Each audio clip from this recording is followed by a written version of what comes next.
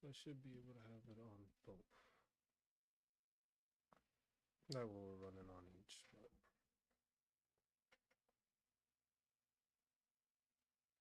so I know these people don't like the fact that I don't be using their microphones and stuff like that. Let's see. We'll see how TikTok decides to go with this. But yeah, we decided that we will be streaming on all platforms basically. So that way, like I said, we're the whole point now lately is to make sure that we are getting information out and pushing it out to as much people. I have to try to be, I guess, more politically nicer, I guess, is the best explanation for some of these people so that people don't get upset at the fact or angry at the statements I sometimes make because it goes to what's up, Rosanna? How you doing? But yeah, we decided we're on Twitch, we're on YouTube, and we are currently on TikTok all at the same time. Just to continue to, I guess, speak on the topics, I guess is the best way of putting it. Because we don't really have much. We don't have anything I would say that's new going on. Everything has been the same stuff. It hasn't really changed. It's just the same um rhetoric uh that they try to change it so that people, I wouldn't say understand what's going on, but it's like you continue to see it. It's the same thing. I sound like a broken record at times, um, just with the continuation of the same stuff ongoing. That doesn't really change. The rhetoric doesn't change. The changes to the country aren't benefiting really anybody. Um, there's no real,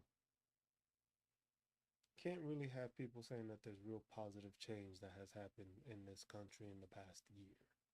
Can't really say there's anything that's worth stating has been beneficial to anybody because the biggest benefit of course is the border being secured. That's the biggest benefit to any racist available. Besides that, there's nothing. What's up, Cobra? What's up, Mel? I was just like, it's you see it, and it's just like, all right, what benefits can we show? What benefits can we conclude after a year? Because the whole metric,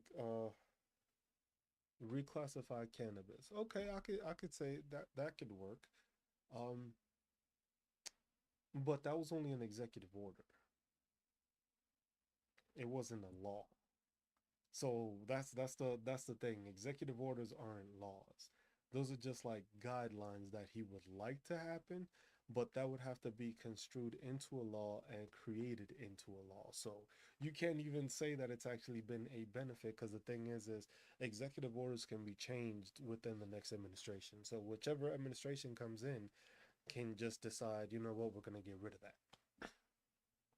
Depending on how that person comes. Yeah, it's an IOU. It's like yeah, that's kind of how it is depending on the administration though, because with some executive orders, depending on if the people actually want to get it done, it gets done or it gets changed or that there's movement towards making that positive change or that negative change or whatever the change may be. But if there's no law backing it, it's really an IOU kinda.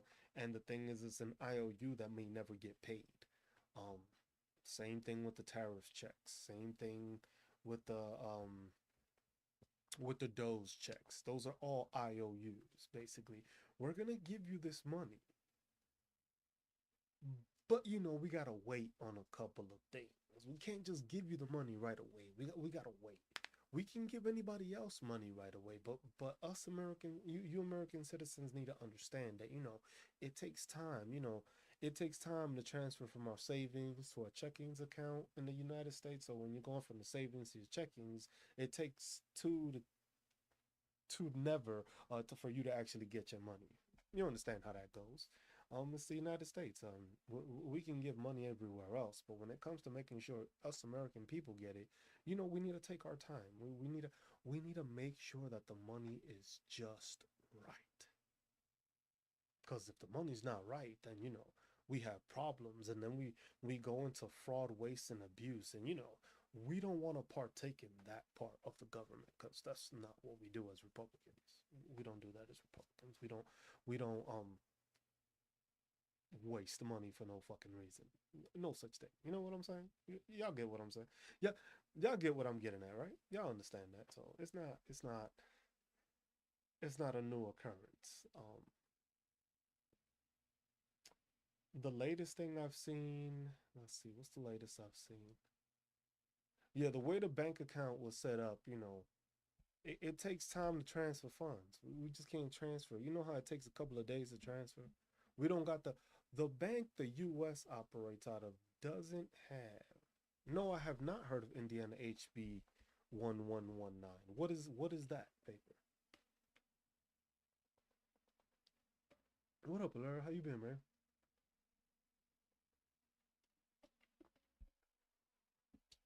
What is that? I have not heard of Indiana HB 1119.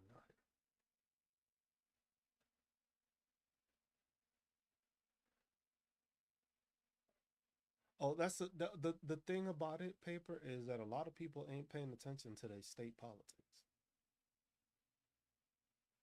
Wanted to legalize death by fire. Wow, that's good, Allah. That's good. It's that's one of the main things that people have not been paying attention to. A lot of people have not been paying attention this whole year. Most people have just heard of what this administration has done, what Stephen Miller has says, what Kristi Noem has says, what Pam Bondi has says, what Cash Patel has says, but they haven't paid attention to what their state has been doing. The states have been enacting laws and putting laws into place all over the place, but most people don't pay attention to that because that's not the national news for them. That's not the the Fox News make sure they get that information. There's that's the thing. People get in certain states you can still have that happen. It's just depending on the state. Some states decided to do away with it and some haven't. The thing is like there's no real purpose of doing an extra exclamation of changing what the laws are when you've already done what the death penalty results to. You already have methods of the death penalty. You've created ways that aren't as inhumane as they like to say. Basically, that's the main thing about it. It's the inhumane part that they don't want when people want to talk about the death penalty. That's the part. It's the inhumane part about it. Besides that, if it weren't for that, people wouldn't give a shit. People wouldn't argue it. It's just the argument is that a lot of these things are inhumane to whoever it is. Because if you go by firing squad and a person gets shot in the face, they can't have an open casket to be buried. And it's just like that's the thing. It was like somebody complained about it, and that's what it is. But in order to enact that, that's a very scary situation to try to bring back up when you're in 2026. Know what I'm saying? Like, why would you want to bring up the death penalty by that when you've already had legislation and stuff happening this past time? Like, it's crazy to me because the thing is like this country's moving more ass backwards than it is fucking moving forward. Like, I don't know, like these people really want to take it back to like the 40s, 50s, and 60s where you had all this fucking madness. Death by firing squad? Like, when was the last time you heard this shit? Like, we in 2026. These people need to get with the fucking times. It's like, get with the fucking times. This isn't fucking 1950, 1960 when you were born and it was just like, most of these people want to fucking do that shit. And it's just like, y'all want to take it back to the day where y'all felt comfortable doing that shit. And it's just like, yo, we're past that already. I was like, a lot of the people in charge right now are just old ass people that need to get the fuck out. They need to die. I'm sorry. That's the best way of putting it. They need a pass. And there's nothing more around that. These people just need to go. That's it. There's no way around that anymore. These people just need to go. It was like, you old, stay old, stay your ass away from everything else that is trying to fucking adapt and fucking evolve. Because the thing is a lot of the fucking thought processes here is old ancient fossils that don't actually want to fucking progress. And that's it. That's the easiest way of putting it. They don't feel adequate progressing because they know they won't be able to adapt. You can't, like, look at with AI. AI isn't the best thing, don't get me wrong, but it has its advantages. But these old ass people ain't fucking training AI.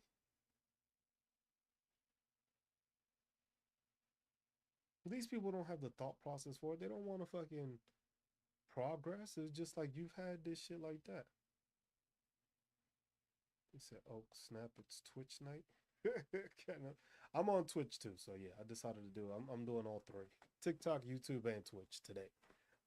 So in case TikTok decides to, um, put the AI summary as I am a bully that talks politics and blocks MAGA, you can find me in other outlets, which I found that to be crazy. But that's a crazy thing to put as a summary for somebody that they're a bully. Um, but then to be a bitch and not talk, that's even crazier. But hey, that's a whole nother, it's a whole nother conversation there. I can't even say anything to that. Um, but yeah, that's just the overview of it. It's just like a lot of old school shit, a lot of old school mentality. Yeah, TikTok is getting is worse now because of this whole new change in leadership. But people need to understand that it's just like, if you've ever worked in a corporate job, or if you ever worked in a big business job, when there's new fucking administration, there's changes, and people need to understand that. I was just like, and it's funny because the thing is you noticing it more with some content creators, that a lot of content creators depend on all the shit that they make on TikTok, because that's where they were making so much revenue, because TikTok pushes it out to more people and they see it. The problem is that you see a lot of these content creators never decided to try to branch out because they stuck to it, and then they failed to realize that this new organization that runs TikTok is not the same as the old one. Before, you were getting more views because the algorithm under the Chinese was making sure everybody got it. They didn't give a fuck who you were. They didn't give a fuck if you were MAGA or fucking thing. If it was some political stuff, you most likely saw it. It most likely came across your feed, whether you liked it or not. It was something that had to do with politics. You got it in your feed, whether you were MAGA or liberal. And then as you kept on tuning in and fine tuning what it was that you wanted, that algorithm made sure to keep on feeding you that. With this one, these people are trying to find new people. It was just like, you know how much money some of these content creators were making? And new management, new algorithm is like, bro, you're not getting pushed to the same people. The biggest thing that deal wanted was they wanted to get the fucking algorithm from China. And China was like, no, we ain't giving you this shit. What's up, DJ? Oh, DJ, I've been I've been keeping myself busy during the day. I haven't been, I'm not on this app as much anymore. I'm trying to do it at night because it's just like I got the time and it's just like I can relax and then just do it that way. In the morning, it's just like I got shit to do sometimes. And it's just like I'm more concerned now with taking care of stuff and, trying to actually do some positive things to make some change in this world throughout the day. At nighttime, people are home, they're relaxing. Um, they'll probably just start swiping through their phone, so they might catch me, might not. It was just like, it's all right though.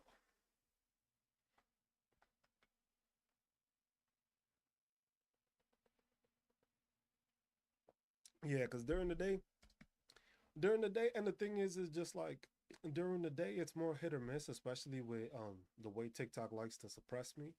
Uh, it's more hit or miss then.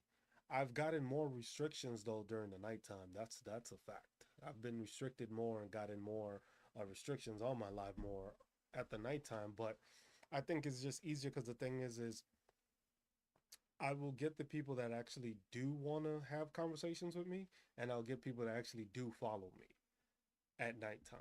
throughout the day it's just random people tuning in, which isn't bad, but I like the fact that I can actually have a conversation with people that I actually have seen before and, have spoken with before. So it makes it a lot easier that way as compared to having conversations with just, randoms that it's like, it's cool meeting new people. I got no problem with that. But it's a lot easier when you have people that already know your thought process or at least know how you feel about certain things instead of just having random people come in and you always got people that want to be dumbasses that is just like never seen me before, never heard before, never stepped into my lives, and then all of a sudden they got all the fucking answers about me.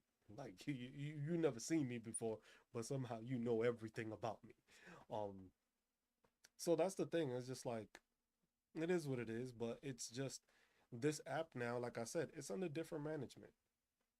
It's under different management. So now with the app being under different management, they're finding it different.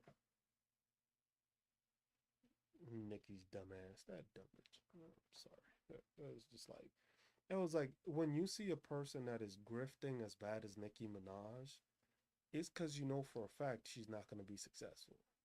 It's for the fact that she's trying to help her fucking husband, and I believe it's her brother that are known pedophiles. I believe the husband is a registered thing, and it's just like it's weird because it's just like you see that, and it's just like you definitely grifting just to try to get attention and just to try to like get a pardoned. Like, you know what that is? That all of a sudden you are a part of a group and a society that doesn't like who you are because you're an immigrant, but you're siding with them because you have a pedophile brother and pedophile husband.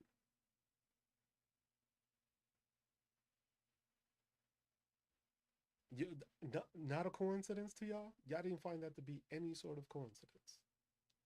Y'all didn't find that to be weird. Bro, how the fuck? You see what I'm saying? It was like this dude came in here and said, I'm grifting.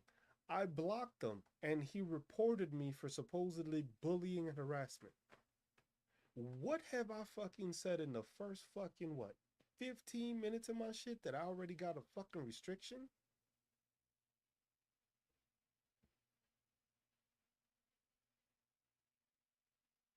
That's why I'm on Twitch and YouTube now. That's fucking wild, bro. How you come in trying to start shit and I block you and you already reported me? Like, you know what the fuck that is? That's why this app is not gonna survive. This app is definitely not gonna survive.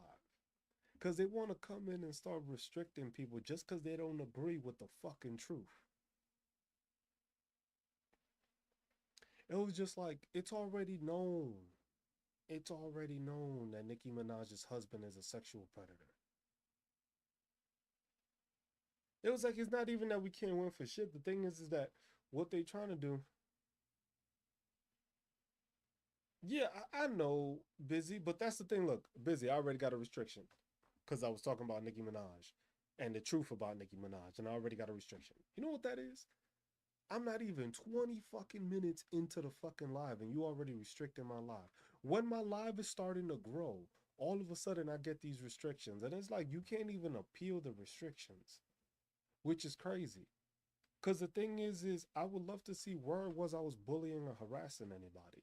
Because I was talking about the fact that it's just pedophiles trying to help out another pedophile. That's all it is. Nah, this app, Laura, I'll tell you this much. This app is not going to survive. Because the thing is they no, but that's the thing, busy. They want to lose people. They want to lose people because the thing is this is the easiest way to do it. You remember, like, it's how all these corporate people do their shit to try to get rid of people. Remember when Doge took over and they wanted you to start putting the five fucking things that you did per week? It's like, let me keep doing shit that's gonna make people quit.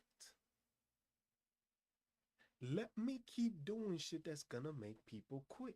If I keep on restricting crews, if I keep on stopping, and then you have the audacity to fucking put you want to use a promote to attract more viewers to my live on my shit after you just restricted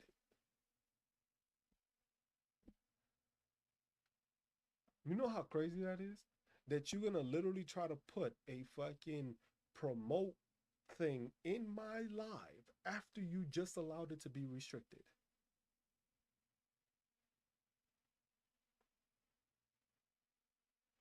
No, but that's the thing is that what they want is they want you to quit.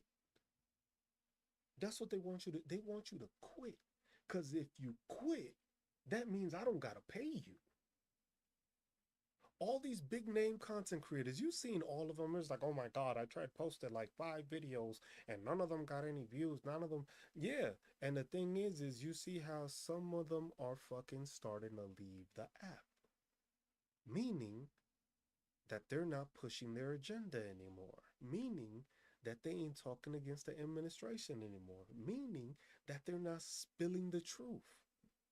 So if you get enough people to start leaving, then all of a sudden you don't got to worry about them because they're not going to have the same reach.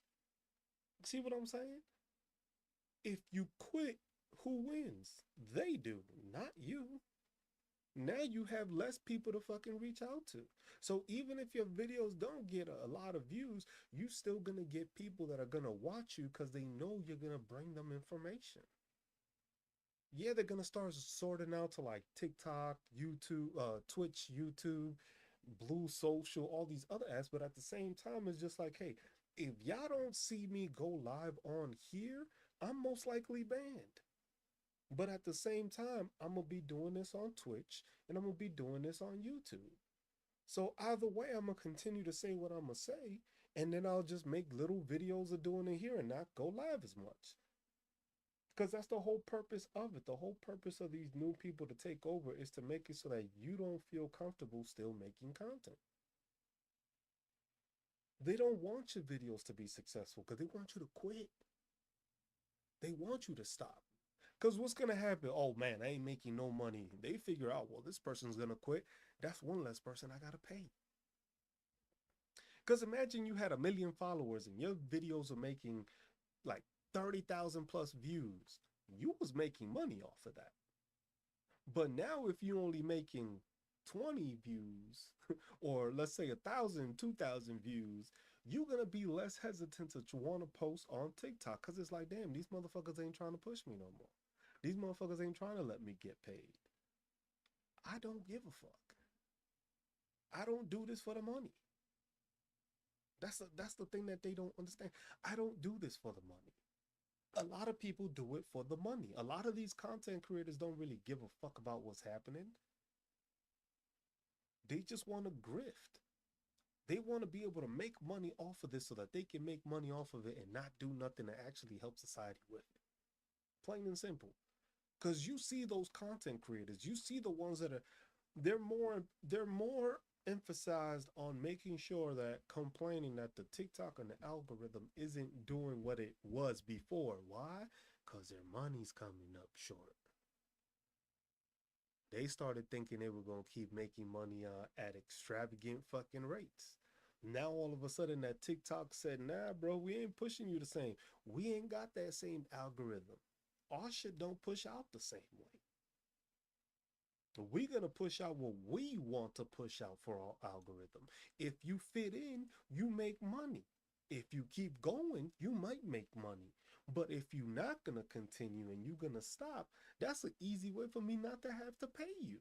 Because then I know you're not going to keep pushing the same amount of videos, meaning you're not going to get the same amount of views. Y'all gotta, that's the thing. This is like, most people don't think about it that way, and that's how they're probably thinking about it, and that's how they're probably just going after the people that make sense. Because most people ain't looking at it that way. When you go to a new job and you get overtaken by a new fucking ownership, what do? They usually clean house. They clean house, start changing the people. The favorites of the company no longer the favorites. They were the favorites under last management, not new management. It's a whole different environment now. I'm not a favorite here. Shit, before TikTok, I never got so many fucking restrictions in my life. Like, I got, you know what's crazy? I've gotten more restrictions when I haven't had MAGA fucking as guests or talking about or to MAGA than it was when I had them, which is crazy to me. That's one of the craziest things. I've had more restrictions talking about bullying, harassment, talking about all this stuff when I don't even do none of that. It was just like if I was bullying, harassing, it was just like then you wouldn't allow me on the app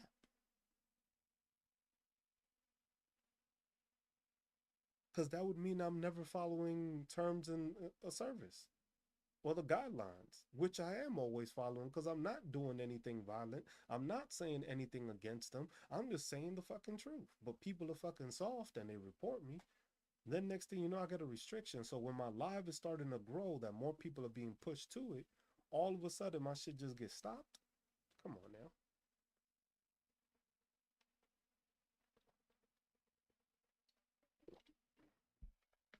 I was like, and imagine the fact that I blocked the dude that started talking shit, and then somehow that dude was able to report me.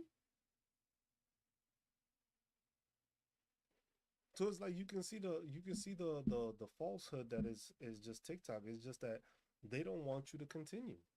They don't want you to keep pushing the rhetoric. They don't want you to be seen because if you get seen, that means you start educating more people. And if you're educating more people, that means you're educating them against the stupidity that they're trying to portray. And if you're doing that, you against the fucking organization. They don't like that. They don't want you to be against they don't want you to be against the whole situation of you speaking out against them. And that's the thing. It's just like every platform is trying to do it in a different way. TikTok just did it like, hey, we're switching over the algorithm, but at the same time, that algorithm isn't the same. The Chinese algorithm was just like everybody enjoyed the app then. You've seen the amount of people that have lost it. And then the fact that they're trying to say that like they own the rights to the videos and stuff like that. I was just like, sure, you can own the rights to the video. That's how almost every platform is. Once you upload it onto their stuff, that's there. You're putting your stuff in onto their servers. So they have access to it. Now, for them to manipulate it and do it however they want, that's a bit crazy, but it's not unheard of. Because it's the same thing as like if you make videos on YouTube. If you make videos on YouTube, you allow them to remix it or make stitches off of it. It's the same thing you're doing here. Because the thing is if you make a video and somebody stitches it, they're using your video. You didn't give them permission to do that. They're using it anyway, and they can make money off of it. If their video blows up more than yours, they're gonna make more money regardless. But that's the thing. It's just like that's the whole purpose of it. It's just like they want you to quit and they want you to limit yourself. That's why I just tell people. It's just like y'all don't have to gift here because the thing is if you gifting here, what does it do for me? I get half a cent of whatever y'all fucking send. So I was just like, if that's the case, just watch me on other platforms. Yeah, but that's the thing, DJ. What's up, Carla? If they decide that they want to be an echo chamber, that's fine. The thing is they're not gonna make money. And I tried explaining that yesterday. If you make this an echo chamber, you don't have anybody to talk against. So yeah, it'll amplify their fucking backing, which will only lead to worse fucking thought processes, which is what they want. They want people to become dumber. They want people to not have the thought process to think for themselves. That's what they want to do. But at the same time, it's just like a lot of these people only go on TikTok just to find liberals to stick it to the liberals. That's what most of them do. That's the whole emphasis. I want to stick it to the damn liberals. They don't want to do shit else. They want to see the world burn. They want to see the fucking country burn. These people don't give a damn about that shit. They're just like TikTok want to act like they do. It's like we damn sure know that's not the case. We already know that for a fact. But it's easy to just try to minimize the voices because the thing is what other platforms do you see out there that are actually allowing people to actually have free speech? Because one thing is free speech, but then it's just like bullshit speech is on a rise. Bullshit speech is on the rise in this fucking country like crazy. Because the thing is you can look at all the fucking different apps and you can see what people are posting. It used to be that you couldn't post any misinformation, and that went out the fucking window. Now the misinformation that they like is only the misinformation that they looking at. That's when they think it's successful. If you want to go and use misinformation to that benefits them, of course that shit gets pushed. But if it's supposed misinformation from something that makes them look dumb or goes against what they're thinking, then that's simple. It's just like the same thing, like how the NRA decided to make a statement and not agree with these people. You notice how they haven't publicized that shit, right? The NRA actually made a statement. You haven't heard BAGA talking about it. You haven't heard Republicans talking about it. They're not pushing that rhetoric. They're not trying to make it seem like it's a bigger thing. And it was like they awfully quiet about the fact that the NRA said, nah, bro, everybody can carry if they want to. Wherever the fuck they carry. It's just like what? MAGA's quiet as shit. MAGA went from we need work. Our Second Amendment is our God given right till I'll give my gun up today type shit. Like, bro, how the fuck you switch up so fast? Like,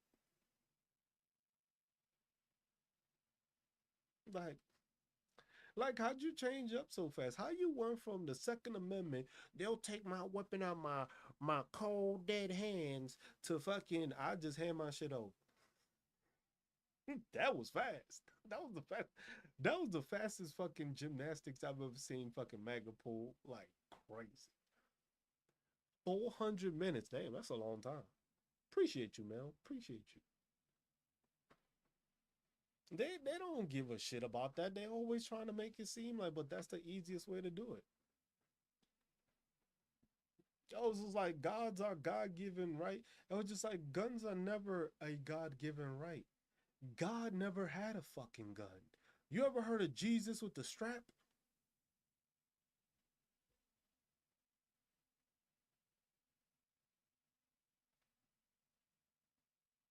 That's what I found crazy. Like in those times, these motherfuckers had bows and arrows and spears and a whip. And you want to talk about as our God given right? Then everybody should be walking around with whips then, or spears, or fucking swords. Like the fuck everybody walking around talking about it's my God given right in the Constitution when the Constitution was written by people that didn't want to put God in there. They wanted to make sure there was a separation of church and state for a reason. So I don't know how people got it's a God given right when they made sure that they wanted to separate God and the state. Well, you see what I'm saying? So that's always been a crazy thought process. It's just like it's a God given right. I was like, it's a God given right to pursue happiness. What is it? Pursue life, happiness, and liberty. Something like that. Something like that. You know, I gotta paraphrase now because I'll get misinterpreted. So, but that's a right too. So if a woman wants to be happy by having an abortion and not having to have the struggles of having a kid, having the debt of paying a kid, having the worries of trying to take care and not being able to finance a kid, it was just like that's her right. So if it's a God-given right to have a weapon, it's a God-given right to choose what the fuck you do with your body.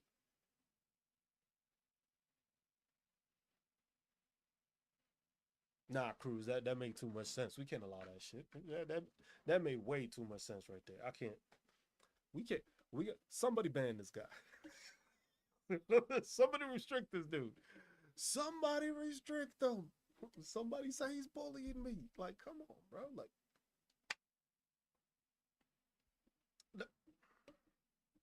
is that not what was going to be said?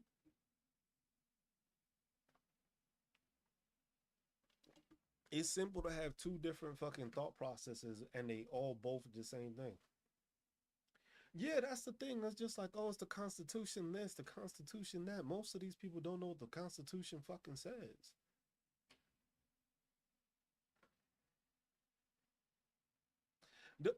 You know what the crazier part about the Constitution part, now that you mention that, DJ, is you have the God given right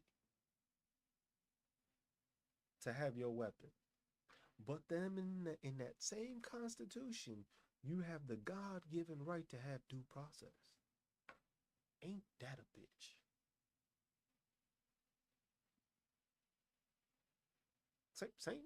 Same papers, right? Same documents, right? They the same ones. We talking about the same shit, right? Are we talking about the same shit? Are we talking about the same Constitution, the same amendments, the same rights? I'm just saying. I'm just saying. Look how you can cherry pick that. It was just like if you have the God given right, because that's your Second Amendment, then you have the God given right to fucking due process, because that's also an amendment. That's also part of it. That's also part of the Constitution. So you can't pick and choose when the God given right works. You can't tell me God only works on only the Second Amendment. After that, he drew the line. It was a yeah, one too many. Okay, I'm done here. My man put how many on the fucking tablet? Wasn't it like 10 different things? But y'all stopped that too. That's crazy, isn't it? Crazy, isn't it? When you put it that way,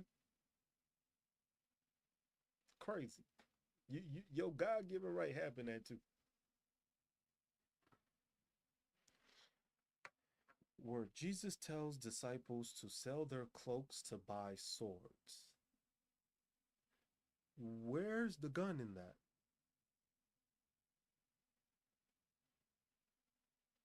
You still haven't told me what the part Jesus Christ said, go get your strap. You still haven't mentioned where in the Bible it says, yo, Jesus said, yo, get the strap, bro. We doing a we doing a fucking chariot drive-by.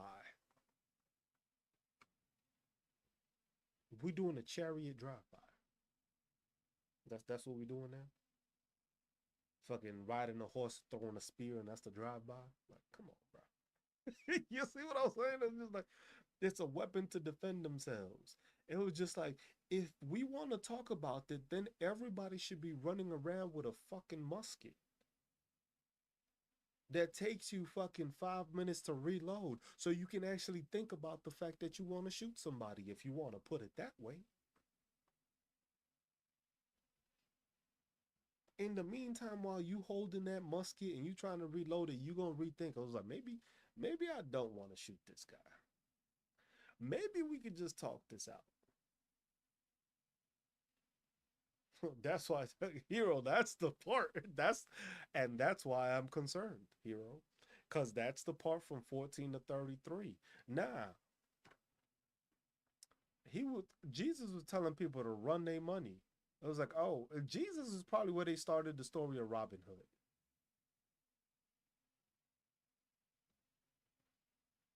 They just don't want to tell you that. Because who did he hang out with? Who did Jesus hang out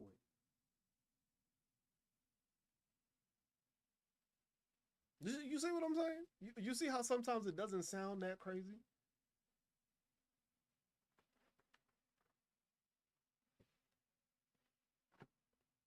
It was like, did our forefathers expect social media when they wrote the First Amendment?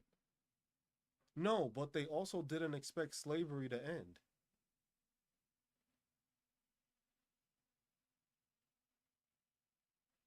They didn't expect slavery to end. That was legal too. Remember? They weren't thinking about social media. They weren't talking about cell phones, but they definitely didn't think slavery was going to end. Remember, you had half the country fighting for it. You forget that part?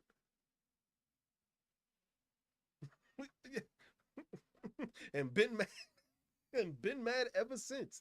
Stayed thinking that they believed they were a superior race, even though they were using another race to create everything they had. How does that make sense? How would you ever think you're a superior race when you had to use another race to build everything you did? And then you called them slaves. And then you called them lazy. The Fourth and 14th Amendment made up for it? Made up for what exactly? What they make up? You've had the KKK around just as long as slavery.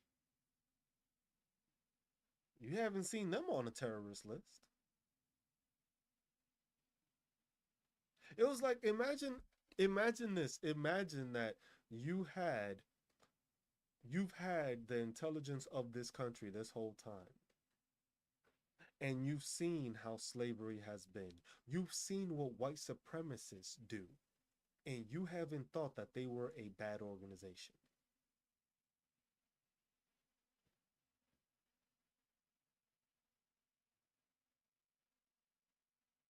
We can find any other faction, find them, no problem. But the KKK, the Proud Boys, and white supremacists, the neo Nazis, oh, we never heard of them, right? We never heard of them. Never, they never heard of that, right? That part of the conversation always eludes people.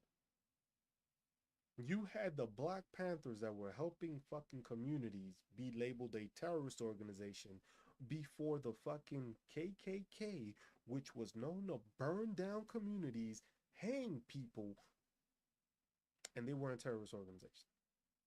They were just terrorizing black people or people of color.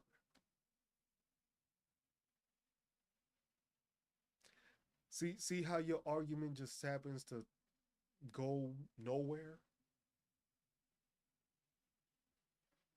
You see what I'm saying? It's just like it's always easy to try to have a discussion with a person that doesn't have the intelligence to actually comprehend what you are trying to portray.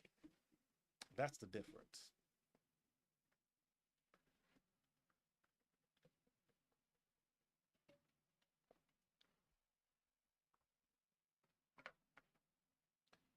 You haven't seen nothing done to them, so it's just like, damn, that's kind of crazy. Y'all have had the power to do so, but you haven't done so.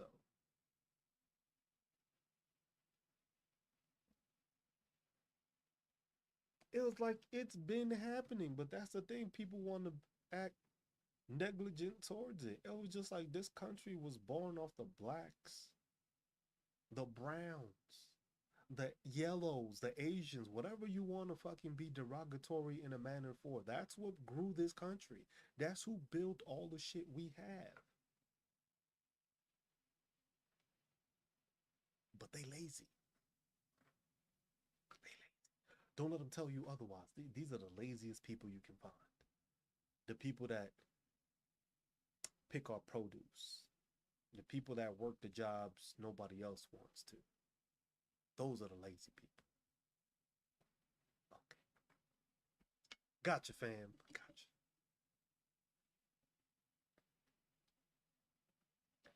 Seeing how he just left the comments, because that's what it is. That's why it's just like the ignorance with these people is just that when they find somebody that's more intelligent than they are, they feel threatened. Yeah, literally this. Literally that.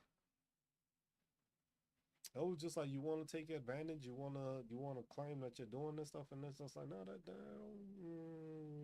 yeah, that ain't gonna work for me, dog. That ain't gonna work for me, dog. I'm sorry, I can't. Nah. This wasn't even a group project. You just fucking came in late and said you did the shit. It wasn't even a group project. It was a group project for the people doing the stuff. They just came in and took advantage of it. Yes, Mel. That's the thing. My calmness is offensive to people because the thing is when I don't. That's how Mel. Now I understand how I'm bullying them. I'm bullying them because of how calm I am. Because they expect me to lose my shit, lose my patience, and go off the charts with them, so that then they can report me for something else. That's what it always is. That's why I've just like I've calmed down and I don't deal with the stupidity that they always try to bring in because it's just like the ignorance doesn't stop. There's no changing the ignorance. The ignorance has been the same. It's been the same stupidity, the same rhetoric, the same thought process, and it hasn't changed. So it's like I don't have to deal with your stupidity, and that's the problem that they don't understand. They think that you have to listen to them. That's that privilege that they think they have, that they have to be listened to. I don't have to listen to you. The same way you didn't want to listen to the prior president.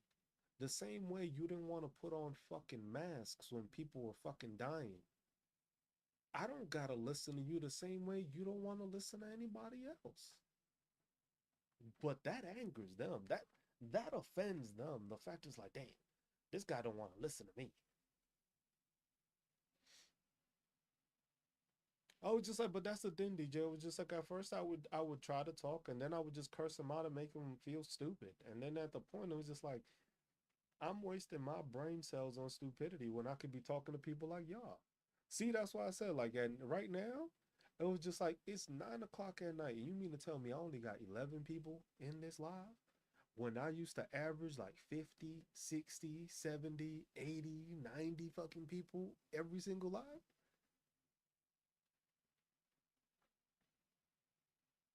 It was like all of a sudden I don't get, because look, that's what they try to do. They try to have me talk, but then as soon as I'm starting to catch attention, they restrict me. So then they stop pushing it. And that's the thing that they want to do now.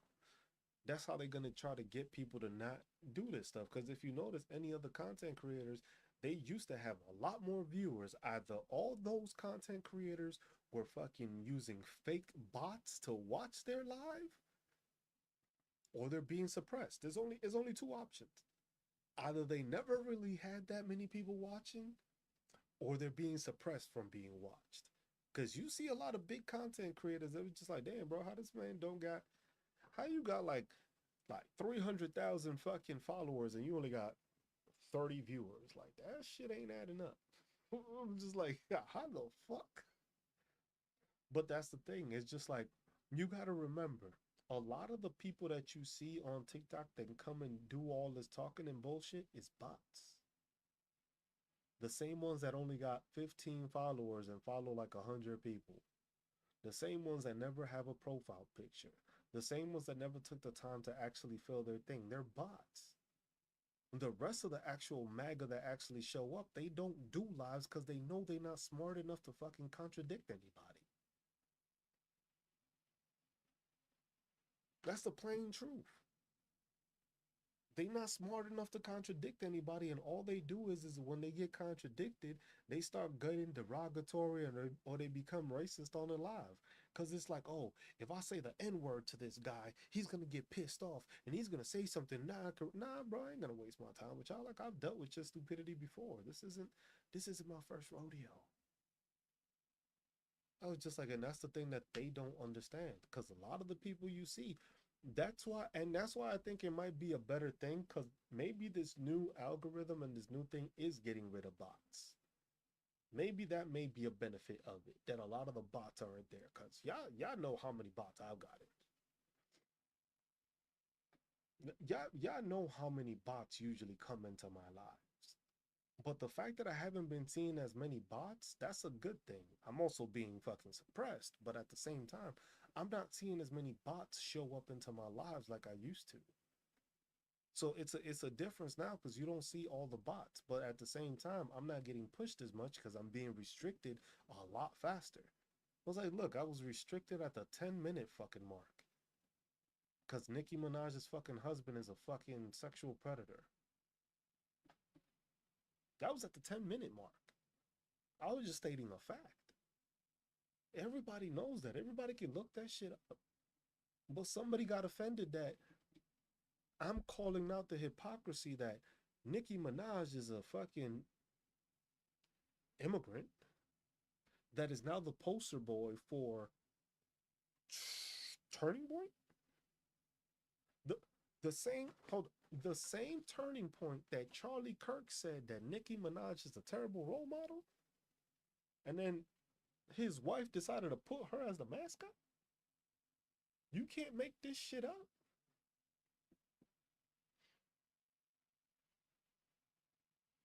But look at the craziness. Charlie Kirk says she was a bad fucking role model. So what, like if that doesn't tell you, if that doesn't tell you what this movement is about, that Charlie Kirk says she was bad for being a role model, and what did they do? They picked her to be a role model. If that doesn't tell you, I don't know what will. You want a person to be a negative role model, to be that role model for people that want to follow you. Because you want to try to include people of color, but you want people to be of color, but be like Nicki Minaj and be a kiss ass and try to act like you want, like you're gonna put money into. Bitch, you ain't making that much money. When's the last time you sold the fucking album? Turn to Jesus. Oh, so you can't turn to Jesus when your husband's a pedophile. You should have turned to Jesus by making sure he got locked up. Then I would have believed you turned to Jesus. I don't want to hear this whole, oh, he repented, he paid for his sins bullshit. Nah, he a pedophile. Fuck out of here.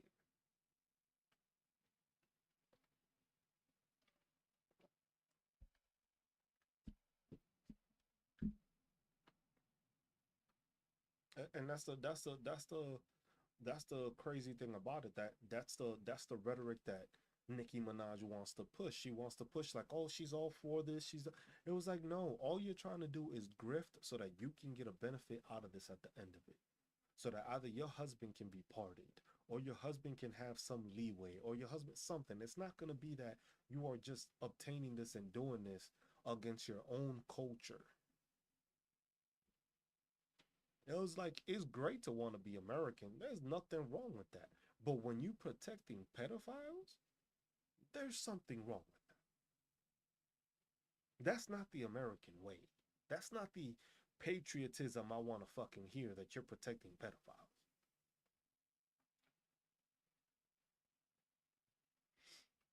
You know, just like that's all it is. That's what she's trying to do, and that's what she's trying to get away with. And that's what it is. If people don't understand that and they want to be naive about it, you can be naive all you want. It was just like, ain't no way Nicki is not grifting. All these people do is grift. If you seen people trying to find, like, if you are involving yourself in something that you know is fucking terribly wrong, you either a part of it or you making something out of it. You're not gonna tell me that you just decided to do something where the fucking person that passed away and helped create this Turning Point USA shit was the person that said that you were a bad role model, and then they picked you to be the mascot. And it's just questionable all around. Then it's just questionable all around when you look at the rest of the administration. Shit, did y'all hear what fucking Senator Tom Tillis said? That was bold. I was surprised when he was like, the reporter was just like, "Hey, did you know that the president called you a loser?" He was like, "Oh, he did." I was like, "Well, I guess that means I could be fucking Department of Homeland Security and some other shit." I was like, "Yeah." I was like, this man strictly gave no fucks. But at the same time, this dude is retiring. And that's the thing. That's the reason why they're so fucking bold. The ones that are getting bold are the ones that know they're not running anymore. Tillis is retiring. Marjorie Green Taylor retiring. It's just like all the people that know. It's like they want to get out because they know. It's just like, bro, at the end of this, it's a wrap for us. They know that. It's just like at the end of it, it's a wrap for us. And that's what it is. They trying to get out early because they know by the time that this administration ends and all this is looked back upon, you're gonna find those people and you're gonna take these people to court. Because I was paying attention to a lawyer and they was like, hey, there's no statute of limitations as to when these people can be criminalized or held accountable. So literally, these people can be held accountable with this next administration. So literally, for murder of Alex Preddy, Keith Porter, Renee Good, these agents can be tried under a different administration. There's nothing that says they can't do that. It's not going to be the Nuremberg trials. That's the thing that people think is going to be the Nuremberg trials. It's not going to. I don't want the Nuremberg trials. I don't want the United States being part of them holding these people accountability. I want that shit to be the fucking world court. I don't want the US running the fucking court system that's gonna fucking try these people. Nah, I want a fucking international court. The international court, I want them to run the fucking trials. Have them motherfuckers run the trials, because them motherfuckers wasn't here. So you're not gonna have a biased opinion. They're gonna go off of the actual facts. Is that they know they're gonna go to jail. Hero, the reason why they so scared and they so hesitant is the fact because the Democrats want this pushed. A lot of these Democrats are just fucking theater. Cory Booker, Hakeem Jeffries, Chuck Schumer, Nancy Pelosi. All these people are just fucking talking heads and theater. They want you to, yes, we're not gonna vote for this because we want to defund ICE. But which one of them have you heard say we're gonna abolish it? Or we're gonna bring it back to like fucking 1990 levels. What's up, Joshua? It was just like that's the whole process. You have a lot of these older fucking generation people that want this shit because they're tied to it.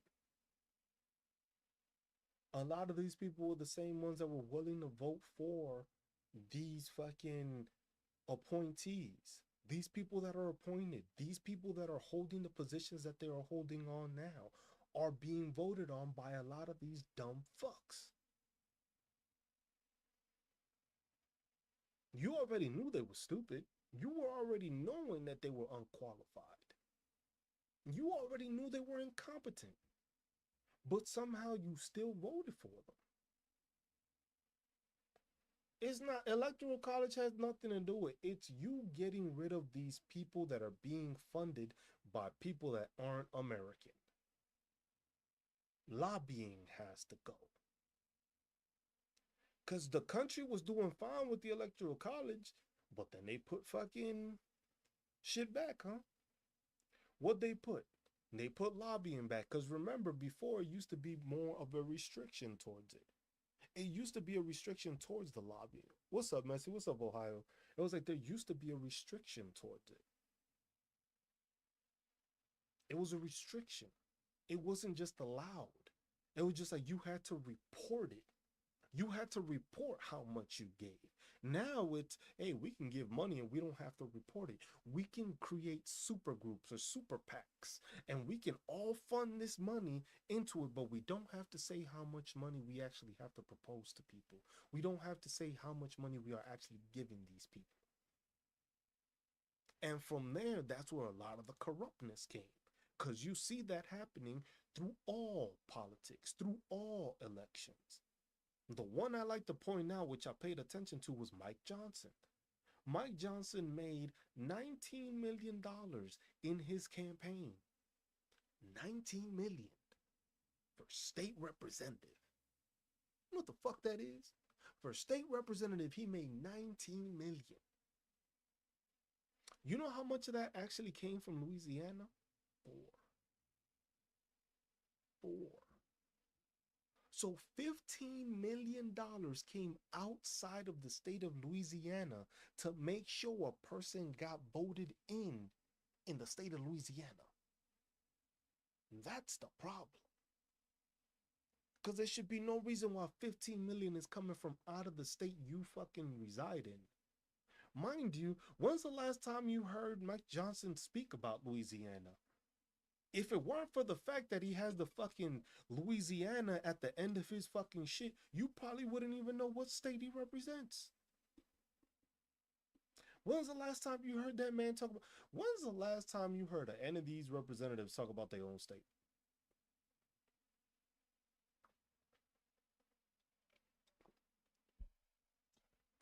Mike Johnson was more concerned with Zoran Mamdani running for mayor. Imagine you a representative of another state. You're a representative of another state concerned with the mayor of a city in another state. Can't make this shit up.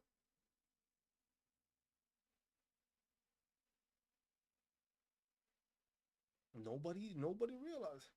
They were on them. The whole Republican Party was like, oh my God, if we let this man win, the country's gonna go into Sharia law. How's that going for New York City? Anybody seen that? Anybody? Anybody been part of Sharia law? Anybody? No, we haven't. Dang.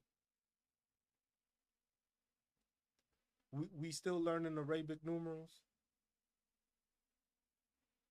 We still learning that. We still forcing that on kids. You're like, come on, bro. It was just the thing is the reason why the reason why Zoran Mamdani and most of these Democrats are a problem for this administration is because they're actually doing shit for the communities. Zoran Mamdani isn't making sure that the corporations are taken care of first. He's eventually going to take care of the corporations. That's going to happen. It's New York City. But his priority is actually the people that fucking live, work, and breathe in New York City having better quality of life, which in turn will raise prices up more, but it will be better living. That's what people understand. The prices are still going to go up in New York City. They're just not going to go up disproportionately like the corporations wanted them to. Because you notice one thing that he did do that a lot of people don't talk about, and I keep mentioning this, is did you know that he removed hidden hotel fees? What's up, Lizette? Did y'all know that? So if you are renting a hotel in New York City, you can no longer get a hidden hotel fee. What you are saying you are going to pay, that is what you are going to pay. There's no holds on your card. There's no fucking extra fees. Literally, if you book a fucking hotel room for $200 a night, you paying $200 a night. Cause he removed the ability to people add these extra fucking fees. Nobody's talking about that though. Nobody's talking about how he's actually going into places and making sure that if you have a complaint about your landlord because they're not fixing anything, that is priority. Oh yeah, you ain't gonna you're not gonna hear about that because that's socialist. That's terrible for the people. That's just wrong. That takes money out of the corporations. Like you can't be doing shit like that. What's wrong with y'all? Y'all gonna take money from the corporations? Yeah, yeah. You anti-American mother. No, please. But that's how they trying to resort to it, and that's how they trying to make it seem like you anti-American for doing shit for the fucking people that work in this country and live in this country. That's the biggest thing. That's why they don't want that man to succeed. The hatred that that man has is because look, if he can do this in New York City, that means yo broke ass red state could have done this way before.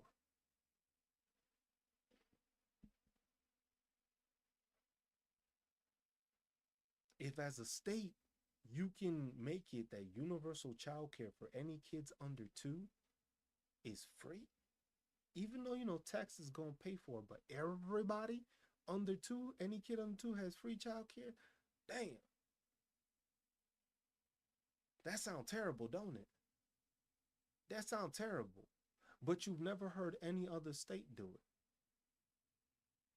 You never heard of any other governor do it. You've never heard of any Republican state even think of the process. The funny thing is that you have people like this that have never stepped foot in New York City and don't realize that New York City makes more than a bunch of these red states combined in taxes alone. So they can afford to do it. It's your red broke ass states that can't afford to do anything because your legislators are taking the money to somewhere else. Bro, you live in NYC, so you should know this. You one of those people that lives in NYC but don't know how the city operates. New York, New York City is such a hellhole, but you still there, huh?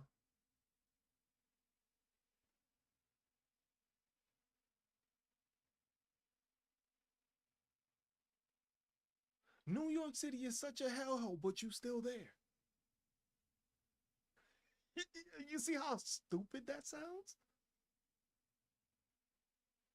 They keep you poor to leave. If you live in New York City and you can actually afford to live in New York City, you can live anywhere in this fucking country. So that's how I know you're not from New York City. It was just like, it's simple. You trying to tell a person that's born and raised from New York City how New York City operates. You trying to tell me that they try to keep you poor. Mind you, if you've ever lived anywhere outside the country, because of the hellhole that New York City is, you would know that what you pay in rent, you can actually pay for a fucking home with a two-car garage anywhere else in the country. But you're not really from New York. See how simple that is? See how simple that is? It's funny. It's funny because there's always some random Republican that is just like, I like, what that got to do with living in New York City? The fact that you too broke and don't know how to hustle enough to actually make it in New York City. That's what it has to do with it. Because people in New York City don't complain about New York City being a hellhole when they making the money they making. So I know you ain't from there. Because New Yorkers don't be talking shit about New York like that. Now, if you would have said Staten Island, then I would have believed you. But I know for a fucking fact you're not from New York. Because New Yorkers don't talk shit about New York like that. Plain and simple. That's knowing that you're not a real fucking New Yorker.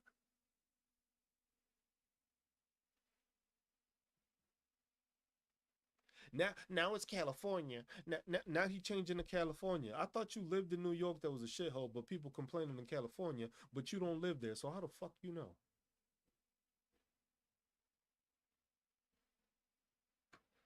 You see how motherfuckers be trying to they trying to pivot. Yo, if it's liberal policies, why your bitch ass still there? Some of the dumbest people I've ever fucking heard. I can't stand this fucking place, but I'm gonna stay here. This shit is turning into a socialist, but I'm gonna stay here. I can't do nothing rich, but I'm gonna stay here.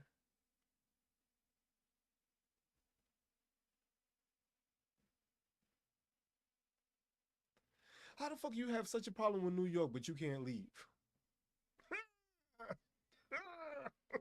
You couldn't move to Jersey. You couldn't move to Pennsylvania. You couldn't even go to Connecticut. Yeah, bro. Stop lying, bro. We know you're not from the hood, bro. You know you're not from New York City. It's always yeah, it's always some random Republicans that don't have fucking any resource to do anything. Funny how everybody in New York City can make it besides you. The homeless is doing better than you, and the homeless don't even complain that it's a shithole.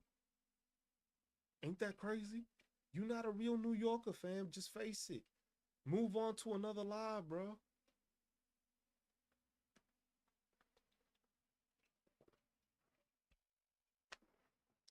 It was like, imagine not being a real New Yorker than trying to claim you're a New Yorker. I'm not a real New Yorker because I moved. No, dude. I joined the military. And then I made the money I made in New York. And then realized that all the money I made in New York, I can live like royalty anywhere else. So I was actually not broke, didn't complain about the city, and moved somewhere else where my money stretched out even further. But you wouldn't know about that, right? Because it's a shithole. Oh, I'm privileged because I joined the military. No, I'm not a bitch. There's a difference. I was like, look at this dude. Just realized it's a fucking no. It was like yeah, I just noticed it, DJ. I just blocked them. I just noticed it because I checked it. I was just like, this dude talking too much shit, and I was just like, you know what? Let me check. And a bot, of course. They had to send the bot because it was just like, oh my god. They heard Zoran Mamdani, so it was like, oh my god, socialism is terrible. These liberal policies. I can't make it in New York City.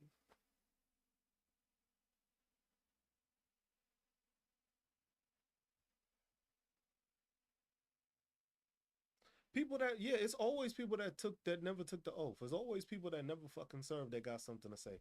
It's always people that never live in the fucking state that they complain about complaining. It's always. Why the fuck you in Tennessee mad about the fact? Y'all remember when fucking the people in Kentucky went to try to vote because Zoran Mamdani was on the ballot and they thought they were gonna get the vote?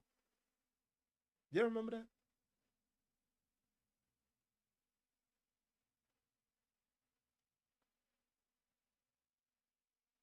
That's all I gotta fucking say. That's all I gotta fucking say. That's how dumb these people fucking are. You know what it is that you got mad at the fact? I lived most of my life, 27 years in New York City, Manhattan. I lived all over Manhattan, Washington Heights, by Central Park, on the West End, Lower East Side. I moved into Riverdale for a bit. And then after Riverdale, that apartment was way too. I moved to Kansas and I seen the shit I could do. I was like, what the fuck? I was like, oh, yep, good old fucking middle of fucking nowhere, Big Red One. Still the best fucking place I came from. I was on 101 BSB. Fucking Riley. First Brigade. Still the best fucking unit I ever been. First duty station, first unit, best fucking unit I ever fucking served in.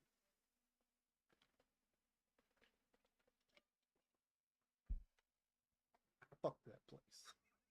That's all I could fucking say. So, oh, you lived in Garden City? Okay, okay, okay. Oh man, fuck that place. That place, man, I've never fucking dealt with the cold as bad as I did at that fucking place. Trying to talk about we got field training in -20 fucking degrees. Motherfucker, I never gone to sleep and woken up with fucking icicles hanging from my fucking tent. Literally like icicles like this long. Cause of all the sweat that came from my shit. And then fucking being in a foxhole talking about the enemies coming. Bitch, it's snow coming at me. Ain't nobody traveling in it. Man, I ain't even. Fuck that shit. You know what it is digging a fucking foxhole in fucking snow?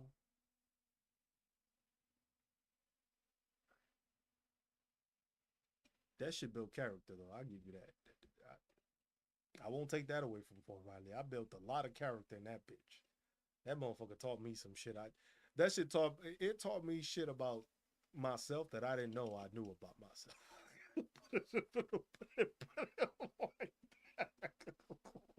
That shit made you build character and made you learn things about yourself you ain't even fucking know. Like I could take this much cold. I didn't even fucking know that shit.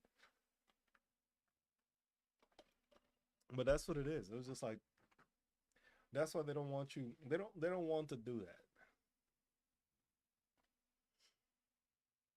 Is it Joe's Smoker, Joshua? I think it's Joe's or something like that. It might be Joe's, I think.